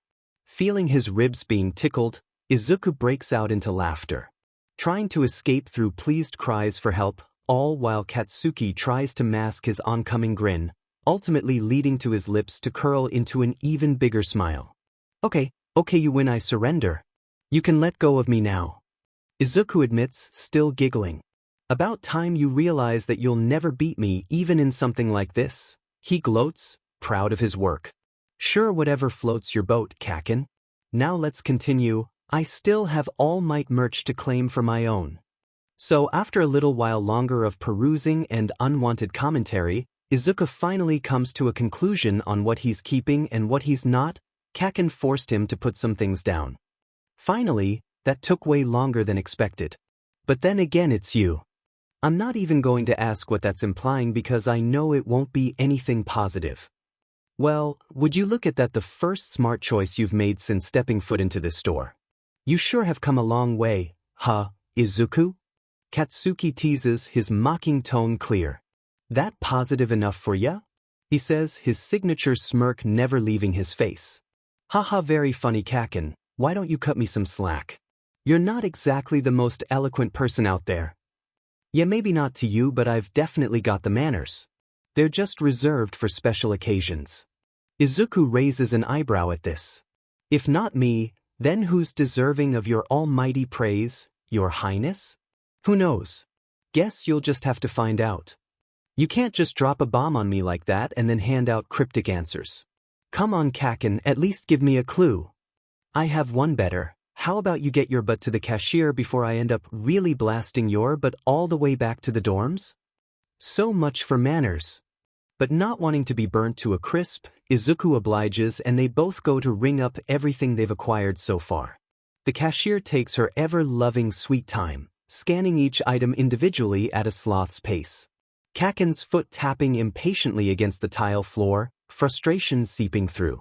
Izuku sees this and puts a hand on his shoulder while giving a knowing look that says, just be patient. His tensed shoulders relax under such a small yet NTMT motion. As she continues to take forever to just ring up a few things, Izuku's eyes widen at the sudden realization of something. Oh my god, Kaken, I think I forgot something in one of the other sections. Huh? You're just now realizing that even though we're literally about to pay? Tell me you're iffing with me. No, I'm not. It's serious this time. Hold on, I'll be back, just give me a second. Before Katsuki can even do anything, Izuku's already dashed into the other room. All he can do is groan and drag a hand across his face. He paces back and forth, beginning to question his life choices. Just as he's about to chase after Izuku again in annoyance, something else captures his attention instead. a shimmering, gold object that reflected and gleamed under the blinding lights. He peered a closer look at it. Of course, what was he expecting in a place like this? There lay a mini limited edition All Might keychain creepily staring right back at him. Huh, wait a second, wasn't that like the exact one Izuku was looking at earlier? Although, Katsuki never actually saw him take it or anything. Weird, he thinks as he snatches it off the hook, only to examine it further of course. Oh, who is he kidding? Him and the keychain both end up at the counter this time and he pays for it swiftly, a knowing look being directed towards him from the cashier. When he hears rushing footsteps approaching, he snatches it at the speed of light and pockets it. I'm here. Sorry about that. He bows slightly, giving an apologetic look. Whatever, just hurry it up, because if you had taken a second longer, I would have already left by now. Okay, we're almost done, no more interruptions. Sensing the urgency, the old woman fastens the pace a little. That old witch, she was definitely taking her time on purpose earlier. Finally wrapping the items and placing it into a bag, Izuku readily prepares to grab his wallet and pay only to be met with Kaken's hand slamming a wad of cash on the countertop. Kaken? What are you doing? I can pay for it on my own, you really don't have to. Izuku firmly insists while going to give his money back. In return, Katsuki stops him from doing so. Shut up, I'm paying so don't even bother stopping me. It's fine really. I don't need you to, please take it back. I already got the money out so stop complaining. Just accept the DMN gesture already, it's not the end of the world. But Kaken, there's a lot of things here, he says looking back at the stuff. I feel so bad for allowing you to do something like that. I've never seen someone so upset over getting free All Might merch before. You sure that you're even a fan? Katsuki prods teasingly, knowing dimly well that wouldn't even be in question. Is that even a question? Of course I am. But dash. No buts. I'm paying, final decision. Take it or leave it. Okay fine, but I'm going to pay you back, I swear. Who the hell said you needed to do that? Just keep your mouth shut and accept it without any other conditions. Kaken, you know I won't be able to live with this on my conscience. I'm going to pay you back one way or another, whether you want me to or not. Ugh, whatever, just don't go too over the top. He relents, knowing that there's no convincing the nerd otherwise, since he's just as stubborn. A satisfied smile is received from this and they actually give the cashier the money this time. Both feeling fulfilled by it, they begin to leave the store. Both their hands, full of bags and pockets a little heavier, but hearts filled with contentment as they leave behind the quiet little world that only they could inhabit. The careful breeze ambushing them, causing slight shivers down both of their spines. Not much time had passed, evident from the bleak skies and clouds overshadowing them from above. Rare beams of light spilled through them though, creating a lightened pathway to guide them. Not a word went by as the seconds ran before them, neither wanting the day to go by. Instead, the surrounding sounds, children squealing as parents usher them to be quiet, quickening footsteps hitting the asphalt, couples walking hand in hand, and buzzing cafes made comfortable conversation for them. That is until Izuku's reminiscent but started wondering. This feels so weird, I never thought a day like this would come. You thought that you'd never leave a store with a sheet ton of All Might merch? He raises an eyebrow incredulously. Somehow I find that extremely hard to believe. Not what I meant. Izuku sighs resignedly. I just never saw myself walking around so casually with you like this. It's nice. Katsuki remained silent, gaze fixed to the floor before he finally responded. You're telling me. At first I thought I could never stand the sight of you, but now, you're all that I want to see. It's different, he says, not daring to look up. Good different or bad different? Izuku asks curiously. Good, definitely good. Katsuki announces, finally looking up, prompting a large smile on Izuku's face, also meeting Kaken's gaze. It's nice to know that you think that. I feel the same way. Everything's just been so hectic and busy lately, you know? So I was just thinking, I'm glad it's you that I get to experience this with. He says breathlessly, a relieved look coating his features. It's when he says stuff like that, Katsuki's not sure how much more he can take. Not wanting to accidentally blurt out his feelings like some kind of loser, he takes the short approach and responds with something much simpler. Yeah, wouldn't want it to be with anyone else either. You truly are amazing, Kaken. Izuku remarks, eyes sparkling with a childish admiration that Katsuki will never get tired of. Demon right I am. And you better not forget that. Oh, I would never dare to do such a thing. Yeah, that's enough. He says, lips twitching into the faintest of smiles. You better not get used to this mushy stuff though, because I ain't gonna allow this to become a recurring thing. And there we go, it's always one step forward and 2 steps back with this guy. Hey, nothing about this is mushy, I actually think it's quite sweet. Yeah right, no one cares what you think. At this rate, you're gonna be the reason why my reputation gets ruined. You do realize that the bad boy reputation isn't trending anymore, right? Yeah, is that so? Well, too dim and bad because I'm bringing it back. He says while proudly jabbing a thumb at his chest. His ego is ever evident, no matter the situation. However, this only causes Izuku to burst out laughing in retaliation to the point of doubling over and clutching his stomach. What's so funny, huh? You don't believe me? Well, just you watch. After allowing himself to get rid of any remnants of laughter, Izuku replies, Aha, I can't wait. You're having way too much fun with this, I don't like it. Sorry, I just wasn't expecting you to say something like that. You always know how to surprise me, that's for sure. Katsuki only grunts in acknowledgement as he continues to trudge on at a faster pace. Izuku this time is able to keep up. Although before they can fall into silence, the loud growling of Izuku's stomach startles them both, turning his face into the deepest shade of red. So much for getting a surprise. You have got to be kidding me. We literally ate before coming here, what is wrong with you? How is it my fault that my stomach's growling? I can't control that. He answers. Sure you can. Just make sure that you eat the proper food before going out. But no, let me guess you ate like 1 piece of toast for breakfast and decided to call it a day. Katsuki scolds, giving a knowing look. This silences Izuku because that's exactly what he did. He bashfully looks away before replying. I didn't think it would be that serious, I was gonna eat when we got back but obviously that plan got derailed. And whose fault is that? Listen here, you can't just keep on shitty food that has no nutritional value. You have to actually start taking care of yourself before you drop dead before the age of 20 due to malnutrition. Kaken lectures him, care apparent in his voice. Boo dash. No, but Izuku, you have to promise me that you'll start taking care of yourself. Noting how sincere Kaken seems, and not wanting to disappoint, Izuku reluctantly agrees. Okay, Kaken, I promise. With nothing else left to say, they continued on with their journey. The distance between them, way shorter than when they originally began.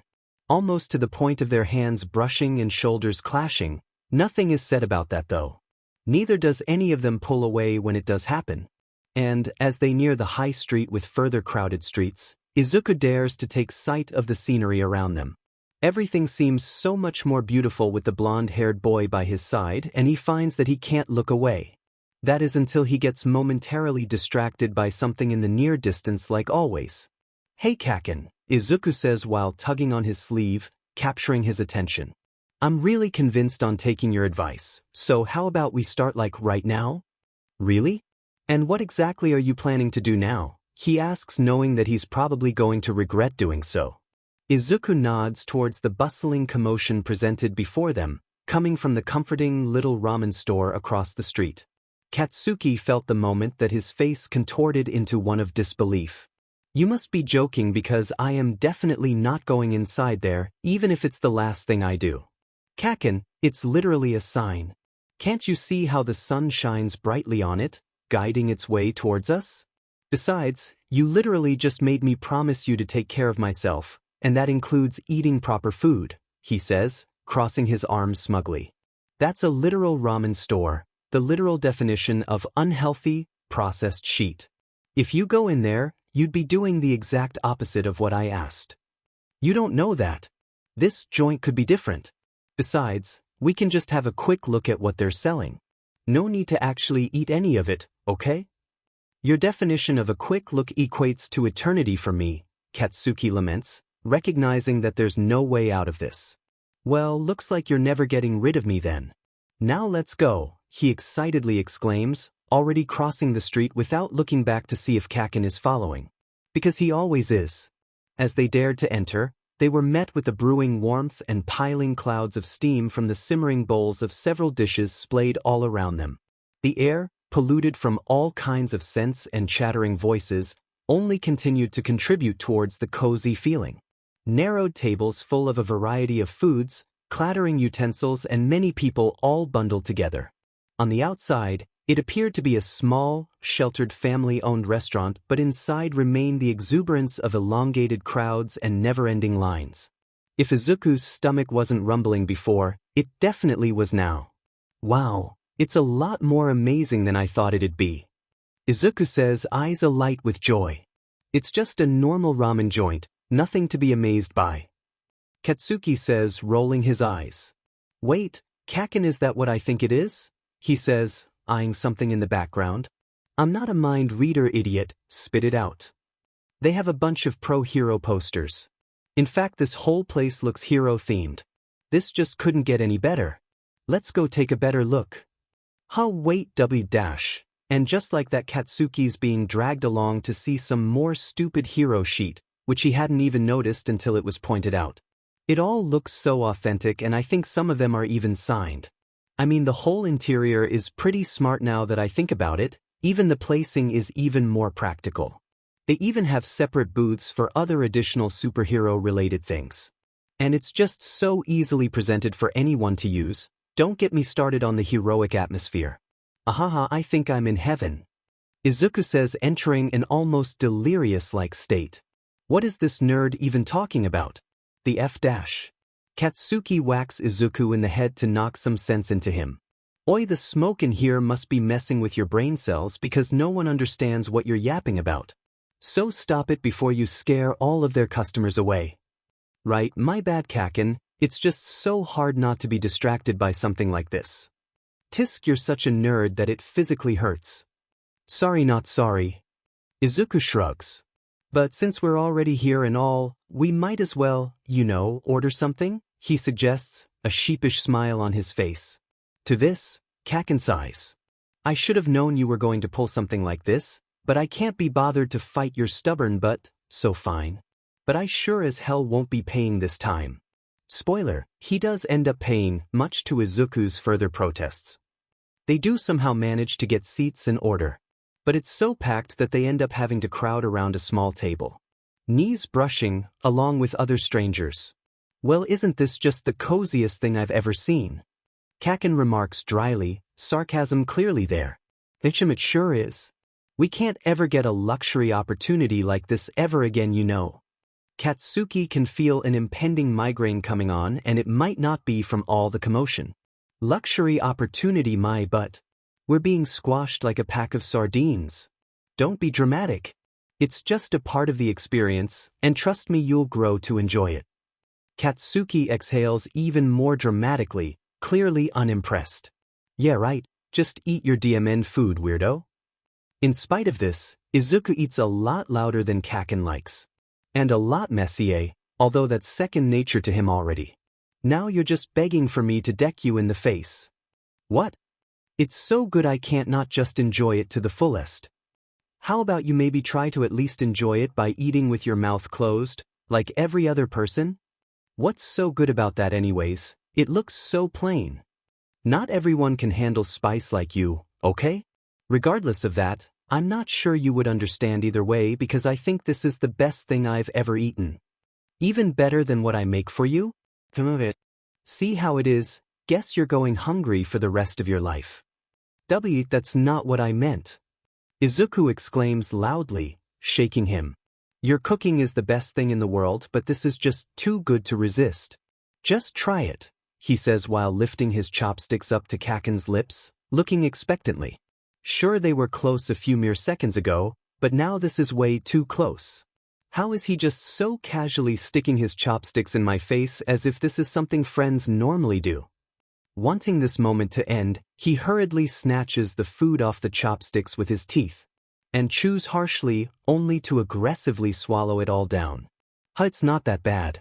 Well, how is it? Izuku questions, amused. That it's whatever, I've had way better, there's nothing special about it. Izuku grins mischievously. I knew it, you do like it. But you're just afraid to admit that my taste is better than yours. What? That's nowhere near the case, and you know it. You should be happy that I said it's alright, so don't try to justify your mediocre tastes. We both know that's not the case, but whatever satisfies your ego. He shrugs, feeling pleased over the response. Ugh, I hate you. No, you don't. Fine, then I hate your shitty taste in food. But I love your food the most, so aren't you just insulting your own cooking? Izuku asks, feeling bold. Katsuki groans loudly at this. Exasperated from everything, head slamming against the table in return, startling everyone. Especially Izuku. Kaken? After everything got cleared away, everyone received several profuse apologies from Izuku and an irritated look from Katsuki as well as a few derogatory terms. It's the least he could do. Count on these two to cause a disruption no matter where they go. Although neither of the walking disasters were chastised and were rather warmly accepted despite their behavior. Where exactly are those so-called manners that you claim to have, huh? You gone deaf now as well? I said they're for special occasions, not random extras. These people aren't just some random extras, they welcomed us and they were so polite even with our rude behavior. Right, okay, yeah, so all I heard there was that they were some extras. Okay, I can't with you right now, let's just go. Izuku prompts, now being the one that's suddenly too eager to leave. Wait, but didn't you want to check out some booth thing earlier though?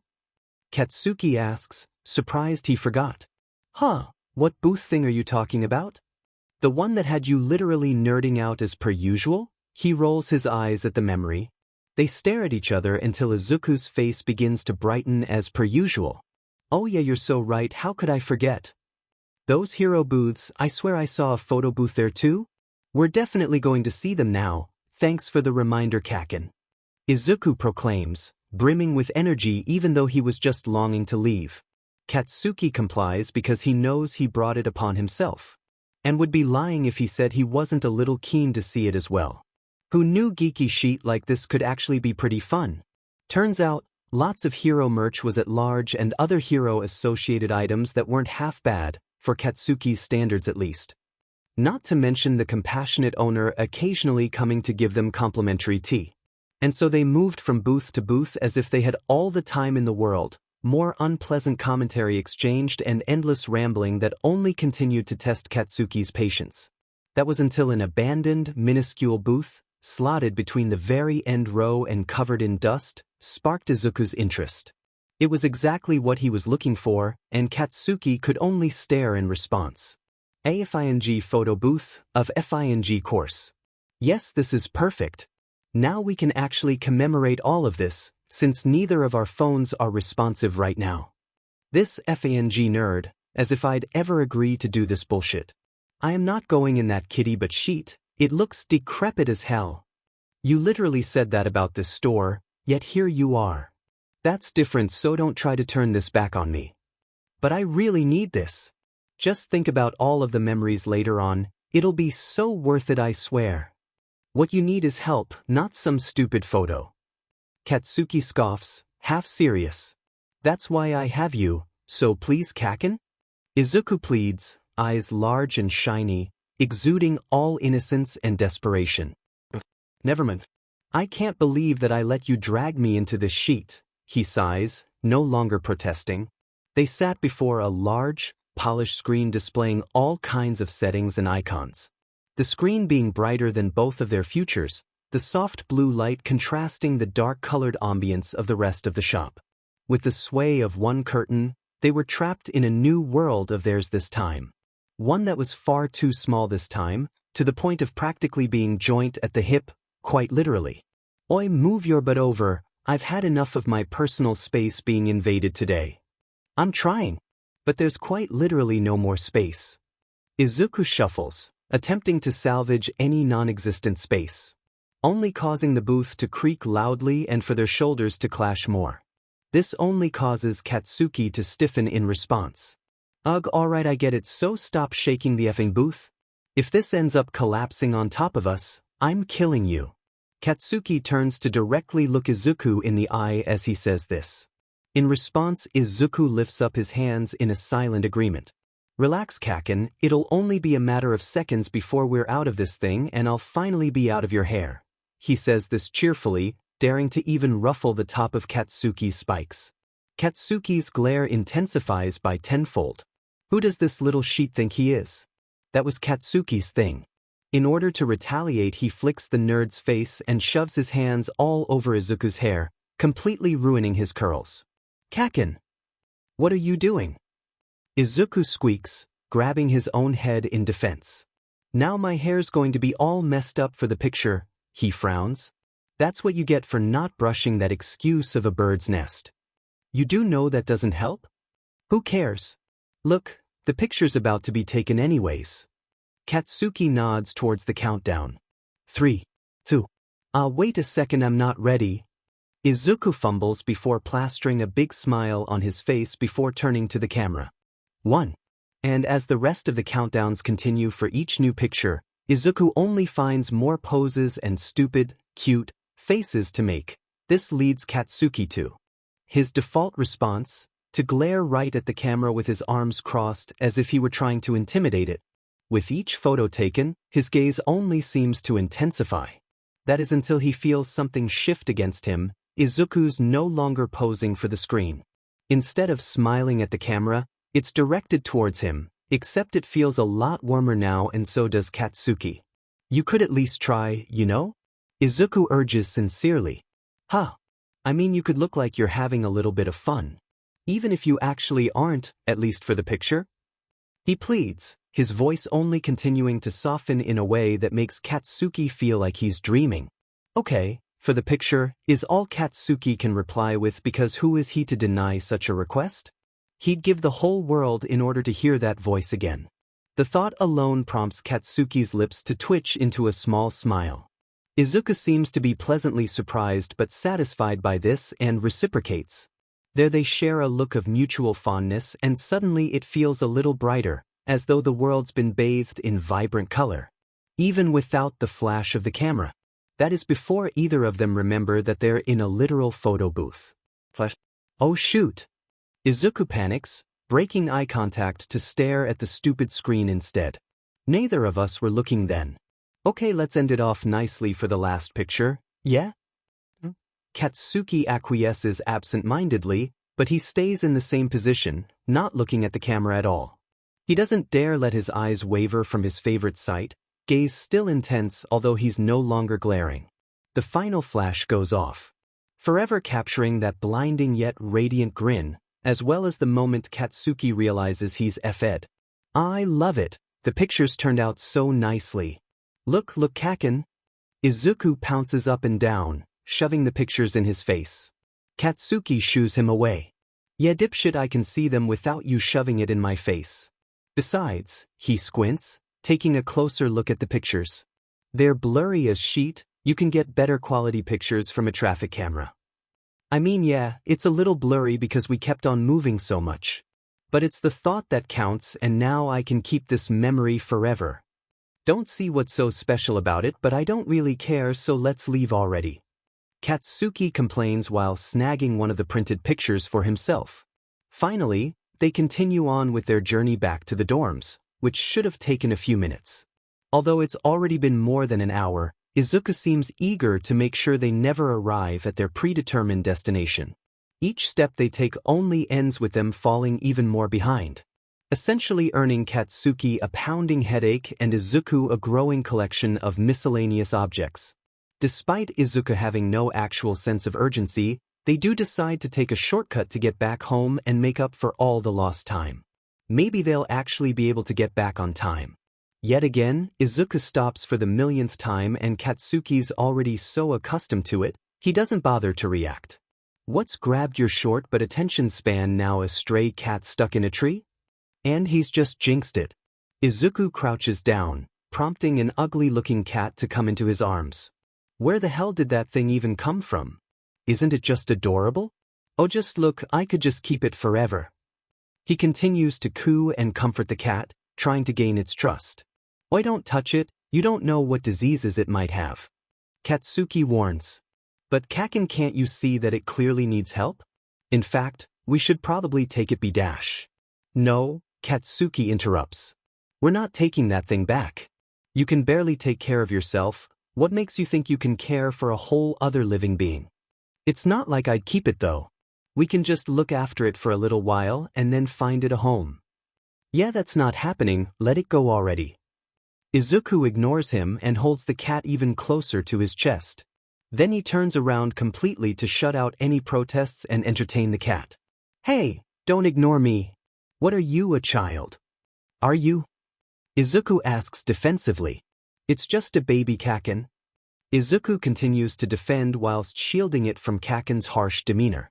"Who cares about that? It's in the wild where it should be, so either you leave it there or I'm leaving you. You can't just do that.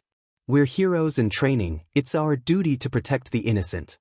Katsuki can feel several of his blood vessels on the verge of bursting, but before that happens he's already turning around, completely ignoring Izuku's cries. "Kaken!" Izuku chases after him, the cat still in his hands. "Kaken, please just wait up. You can't keep on running away from me every time something doesn't go your way. It kind of feels like we're just going in circles." To this, Katsuki stops once again. "Yeah, and whose fault is that, huh? You want to lug around a diseased cat? Go ahead. Just don't come crying to me once you end up dying from it all alone, with no one there to save you like the pathetic loser you are." Izuku completely deflates and frowns. "You don't mean that. Seriously, what's up with you? Everything was fine before, so what happened now? What does it matter? You're always too busy stuck in your own stupid world to notice what's truly going on around you. Where is this coming from? Is this really just about the cat? See what I mean? You can never read the room, and that means that I'm the one who has to pick up the pieces every single time. And to be honest, it's so effing exhausting, it always is with you. What are you talking about? Is that how you've been feeling all this time? Why didn't you tell me sooner? Is this what's been on your mind all day?" Izuku questions, frantic as the pit in his stomach begins to double further. "Look, it's nothing, all right," Katsuki shouts, startling both Izuku and the cat. "I'm just tired and irritated and I want to go home already. I've had to deal with your annoying but all day, so the least you could do is just drop it." "But I can't do that. Something's obviously wrong with you and you're not telling me. I just want to help, so please don't tell me to just drop it. Please, just don't shut me out again." Izuku pleads, tears threatening to fall from his eyeline. "You just can't stop playing the hero, can you? No matter what I tell you, you just can't let it go. Fine, you want to help? Then do me a favor of leaving me alone and don't even think about following me. This time." And before Izuku can even think of responding, Katsuki leaves. But he's not the only one. The cat that Izuku had been holding fled soon after from the feeling of cold raindrops coating its luscious cream-colored fur. It makes Izuku reach his hand out to chase after it, although instead all he can feel is his own tears fall alongside the pattering rain. The rain never stops, and all Izuku can do is stand there. No phone, no cat, no directions, and most important of all, no star to guide him home. "Kaken! Bakugo! You're finally back. Where were you? We were all so worried about you," Kirishima exclaims, standing right before him. "He's right. You can't just wander off like that. We were literally just about to send off a search party to go look for you." Mina adds, looking equally as worried. "Hey, wasn't Midoriya with you? Where's he now?" Todoroki asks. Arriving at this hour with no proper reasoning is concerning. "Are you all right?" Ida practically interrogates. "That's right. Surely Deku-kun would be here by now too." Uraraka joins in. "Stop bombarding me with questions and get out of my face." Katsuki all but shouts. They all back away, only slightly. "Sorry bro, we were just worried. But seriously, what happened? And where's Deku-kun?" "I had to wait for everyone to finish getting their sheet because I'm just that efficient, and the FNG nerd followed me the whole way. And we just walked around and sheet, but then I got tired so I left." So you guys were just walking around for hours on end and still came back with no groceries? Sounds pretty convenient for you. Mina asks rhetorically and suspicious of the spectacle. So you just left Midoriya on his own? And effing what? That's completely unacceptable. It's pouring out there and you left him. What if a problem arises and he's alone to deal with it? Ida laments, arm bobbing up and down in its regular robotic motion. Yeah, that's not very responsible, Bakugo, especially since you two were assigned to get the groceries together after all. And he doesn't even have the groceries. Mina tuts. Shut the F up, all of you. The rain's not even that bad. He'll be fine on his own anyways. He's not some fragile kid who needs his hand held every 5 seconds. But something really could have happened to him. Uraraka interjects. Maybe we should go out and look for him? That's not a bad idea in making sure he gets back safe. Todoroki agrees.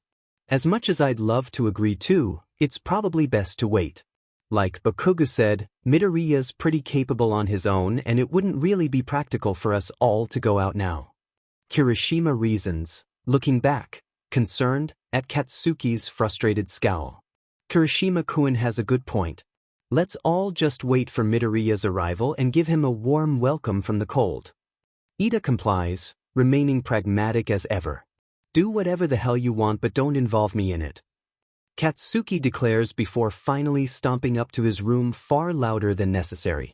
Before Katsuki can finally settle in and merge with his bed sheets, he can hear the excruciatingly painful sound of light knocking on his door. He plans to just ignore it until it goes away, just like he does with all his other problems. It's not very effective, it never has been. That doesn't make him not dread whatever might happen next. Especially when all he wants to do right now is wallow in his self-pity and allow that to lull him to sleep. But no, the knocking apparently never ceases to end. Katsuki's not sure if he can deal with confrontation right now, but when has he ever gotten what he's wanted? Bakugo? I know you're in there. You gotta open up, please, we have to talk. Kirishima asks, tone oddly more quiet than usual. Go away, shitty hair. I'm in no mood for your bullshit. Come on, man, it's serious. As if I'd ever believe anything that comes out of your mouth. Now scram before I beat the shit out of you.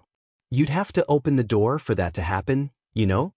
Besides, it really is important, it has to do with Midoriya. Of course it does. It's always to do with him. Didn't I already tell you to now involve me in whatever shit you were planning? It seems like you're pretty eager for me to come out and murder you. Bro, I don't know how else to get you to come out, but he came back and he's looking messed up pretty bad. I'm assuming something happened between you two, but you can't just lock yourself in your room forever. Are you still there? Of course I'm still here, you dumb shark. So what if something happened anyways? I'll deal with it later, so for the last time, thuff. You know I can't do that and I'm not leaving until you open this door. K, then wait out there all night like a you weirdo because I ain't coming out. Bakugo, seriously, you're being really childish right now. I just want to talk and understand what happened with Midoriya so we can fix it. He looked really upset, man. Silence fills out the space for a few moments. It's so quiet at one point that Kirishima assumes Bakugo just ignored him and just fell asleep. That is until he hears some shuffling and then the door flings open before Kirishima can even blink. There stands Katsuki in all his glory, or perhaps misery, almost hitting Kirishima in the face from the impact. Bakugo, my man. You finally opened the door. Kirishima grins, each of his sharp teeth on full display. Well, no shit. Hurry up and get your butt in here already before someone sees you. The room looks far too bright for it to be in preparation for a good night's sleep. Not to mention there are several assortments of clothes splayed across the dresser, gym equipment not fully put away yet, and his uniform all creased on the bed. It's not explicitly messy, it's just unusual to see something like this from Bakugo's room of all places. So, the F, you mean so? Didn't you have important shit to talk about? Right, sorry about that. So clearly there's something going on between you and Midoriya, and it's also left an impact on the both of you. Why don't you start by telling me what actually happened? This a therapy session or some shit? The F, are you saying it like that? Bakugo raises an eyebrow at his totally normal approach because his monkey brain can't comprehend social cohesion. I mean, that wasn't my approach, but if it helps you feel better to think of me as your personal therapist, I don't mind. Bakugo only glowers in indignation. Why can't you just be effing normal? Okay, now you're just deflecting by answering my question with another question. Kirishima deadpants. Alright, fine. We were just hanging around while waiting for the other extras. And I guess you could say that we effed around for quite a bit, doing fun sheet or whatever. It was going fine for the most part, but then I just got irritated and ruined everything just like I always do. What exactly did you do to ruin everything though? Like I said, I got mad and then I said some rude shit that I didn't mean. Right after that, I just left him there in the rain like the a-hole I am. I'm sure Midoriya knows that you didn't mean whatever you said, but you still gotta apologize for it, you know? Yeah, I know that, but that's not enough. I just got angry at him for no apparent reason. And I'm such a for ruining his day and even my own just because I can't control how I feel. He puts his head in his hands in frustration, rubbing at his sore eyes. Kirishima can only watch in light pity. Hey, it's okay, man, he reassures with a gentle hand on his shoulder. These things are bound to happen, especially with a relationship as complicated as yours, but you just have to talk it out with him. You and I know that he'll understand, but this time you just gotta try harder to control how you react. It's not gonna be immediate, but it's the progress that matters. Bakugo looks up after hearing such a sickeningly positive tone. I can't believe someone like you can actually conjure up somewhat good advice for once. Why can't you use this much brain power during actual exams? Hey, I always give good advice. The fact that you secretly follow it every time proves it. And what can I say? I guess I just have a specialty in mending relationships, he says, jerking a thumb to his chest with a confident smirk. Bakugo scoffs at such confidence. All that talk and you still can't even ask Raccoon Eyes out. He rolls his eyes at the thought. So much for being manly, right? Kirishima blushes in embarrassment at his blunt words. Not cool, man, he shakes his head. Here I am helping you fix your relationship with Midoriya and you make fun of me in return. Besides, it's not like you can talk. The hell do you mean by that? Well, I'm pretty sure that anger and remorse aren't the only things you feel towards Midoriya. If you get what I'm saying. Itish, what the hell are you implying now, you dumb piece of shit? He can only sigh, expecting such an outburst. Never mind, we can sort that out later since you're too emotionally stagnant to realize that right now. Let's just focus on fixing your current problem first, okay? Teacher, lucky I'm too exhausted to throw you out of the window right now. As if you would actually do that. You know that you'd be miserable without me being here. Alright, rocks for brains, you want to test that out right now? No thanks. Despite everything I say, I do actually value my life. You still being here proves otherwise. Oh come on, you know you love my company. I mean, what would you even do without me? Kirishima asks while slinging an arm around Bakugo's shoulder casually. You disgust me so much. Bakugo barks out with no bite while shrugging his arm off. Kirishima's grin widens. Sure I do. I am serious when I say that I will kill you one day, and trust me, you won't be grinning about it then. You say that, sure, but I know what you'll actually be doing is thanking me for helping you make it up to Midoriya for ruining your guy's date. Bakugo can only stare at him, disbelieving of what he just heard. Unaware of the time or how long he spent away from the dorms, Izuku finally arrives. His clothes were still soaked and his hair a complete mess, but none of that mattered right now. The moment he stepped foot into the dorms, it was as if the sun had re-emerged from the sky. Every bright light was shining down on him as well as his friends, who all surrounded him in worry and care, asking way too many questions, as if he could hear it over his own muffled thoughts. He answered the best he could as they helped him with his wet clothes and provided all kinds of warmth, like comforting, white blankets and warm tea. The ramped-up heating system helped a lot too. His body was warming up, but that cold feeling inside of him remained, as if the cracks in his heart refused to let it be submerged in the support he was receiving from all his beloved friends. It didn't feel right not having his true sun shining down on him, but that flame extinguished along with the rain. Deku. Deku, are you okay? I've been calling you for the past 5 minutes, but you keep on spacing out. Oh, I'm really sorry about that, Uraraka-san. I didn't even realize. I'm just a little tired and overwhelmed. Deku explained, looking guilty for not even listening to his friend. What were you saying again? I was just asking if you were feeling better and if you needed anything else. But it seems that there's something else on your mind.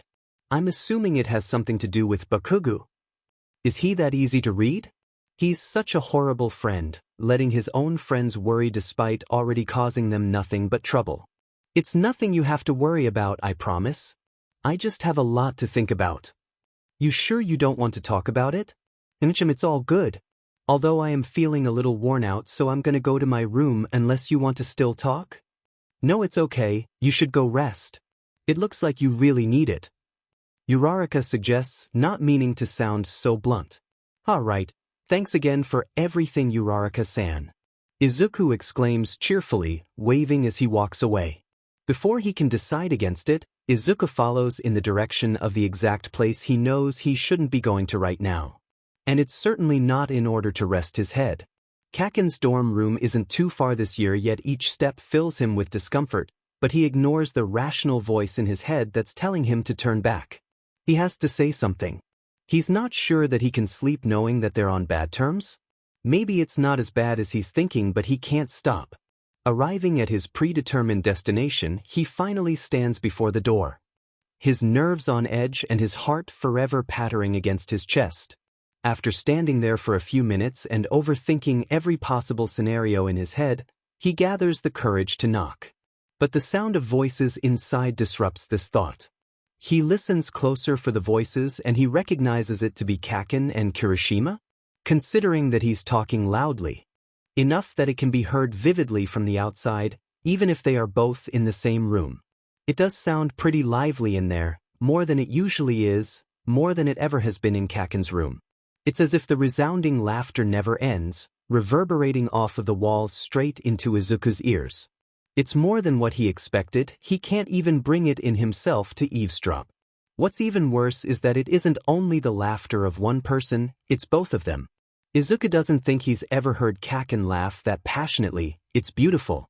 Although he wants it to be him on the receiving end of it, it seems to only be reserved for someone more deserving of it. Of course, what was he expecting? Kirishima is Kaken's closest friend, his best friend. Kaken sounds much happier than he ever was with Izuku at any point of this day, and that makes him glad, obviously. As cliché as it sounds, Kaken's happiness is Izuku's happiness. Regardless of the tight feeling in his chest, that claws at his lungs and tears at his throat. They're a great pair, and obviously Kirishima can make Kaken so much happier. Great. That's exactly what he wanted, so why does it make everything ache even more? It doesn't reassure him in the way he intended it to. In fact, now all he can do is think. So that's exactly what he continues to do on his way back to his own room. His room was just as he left it in the morning, organized and much cleaner than normal. This morning he was feeling overly optimistic and reassured. Not a single thing out of place, not a single speck of dust, everything in order. So much for that. Not to mention that his window was left open all day, so frigid and damp air welcomed him in. After a breath of fresh air and a few chesty coughs, he allows himself to sink into his covers, not having the energy for anything else. There's an attempt made for sleep as he closes his eyes and tries to shut off his brain, but he should have known that it would be futile. There was a guarantee of no sleep from the moment he stepped away from that door. Izuku can't even blame this on anyone but himself. So he lays there still for as long as an hour? Maybe 2? It's hard to tell with his eyes shut, but his mind's still running. That is until his body speaks for him and gets up sluggishly, suddenly walking towards the large bags of everything he's stockpiled today. Though it honestly looks a lot lighter than his current emotional baggage. So he finds himself sorting through them all because it's much easier than dealing with the stockpile of emotions he's also acquired today. It does manage to bring a slight smile to his face because each piece brings back a memory of the good times with Kaken. And that no matter what it is, All Might's the one bringing them together like always. It's much more simple splitting everything into groups and clearing it away than actually picking what to buy. To his surprise, he gets everything away more efficiently and way faster, half asleep than if he were to do it fully awake. And as his room expands and adapts to even more All Might paraphernalia, he finds himself on the last bag. The bag which had him stop in his tracks. Inside he saw something he'd long forgotten about despite gushing over it when he had got it. It was another simple bit of All Might merch. A keychain, a golden one that was limited edition. As embarrassing as it was, this was the thing he had rushed off to get at the end in the store. He had been eyeing it all day and saved it to the end. But there was a reason why he was so excited for it, because he had wanted to gift it to Kakin. Sure, it was a little small, but the moment he set eyes on it he felt a spark. The same one that he feels whenever Kakin's around. It was clearly a sign, so he had to take the opportunity, especially since Kakin went through all of that effort to tag along with Izuku and deal with his endless rambling. That was the train of thought that Izuku had been riding with, but for obvious reasons, it had been derailed tragically. Except for some reason a little bit of his stress alleviated with the memory, so he takes this as an excuse to go back to bed. One last attempt at the needed and well-deserved rest. This time he rests with the keychain still in his hand and he tries to gauge all the good memories from today. He's got a new motivation now. He's going to get this gift to Kakin no matter what. Whether he knows it's from Izuku or not doesn't matter. All that does matter is that it lands in Kakin's possession, even with Izuku currently gripping onto it like a lifeline. The thought consoles him and he finally finds himself drifting between consciousnesses. Before he can be fully taken by sleep, a sudden epiphany occurs to him. He ended bringing all this merch home with him, but he also completely disregarded the groceries that they originally supposed to get. The ones that lead him to all this in the first place. All of it was left abandoned in the store, and now the consequences of his actions seem to settle in. He can't believe that they forgot the cake batter. With nothing else to occupy his mind, Izuku goes to sleep with his last thoughts of Kakin and cake.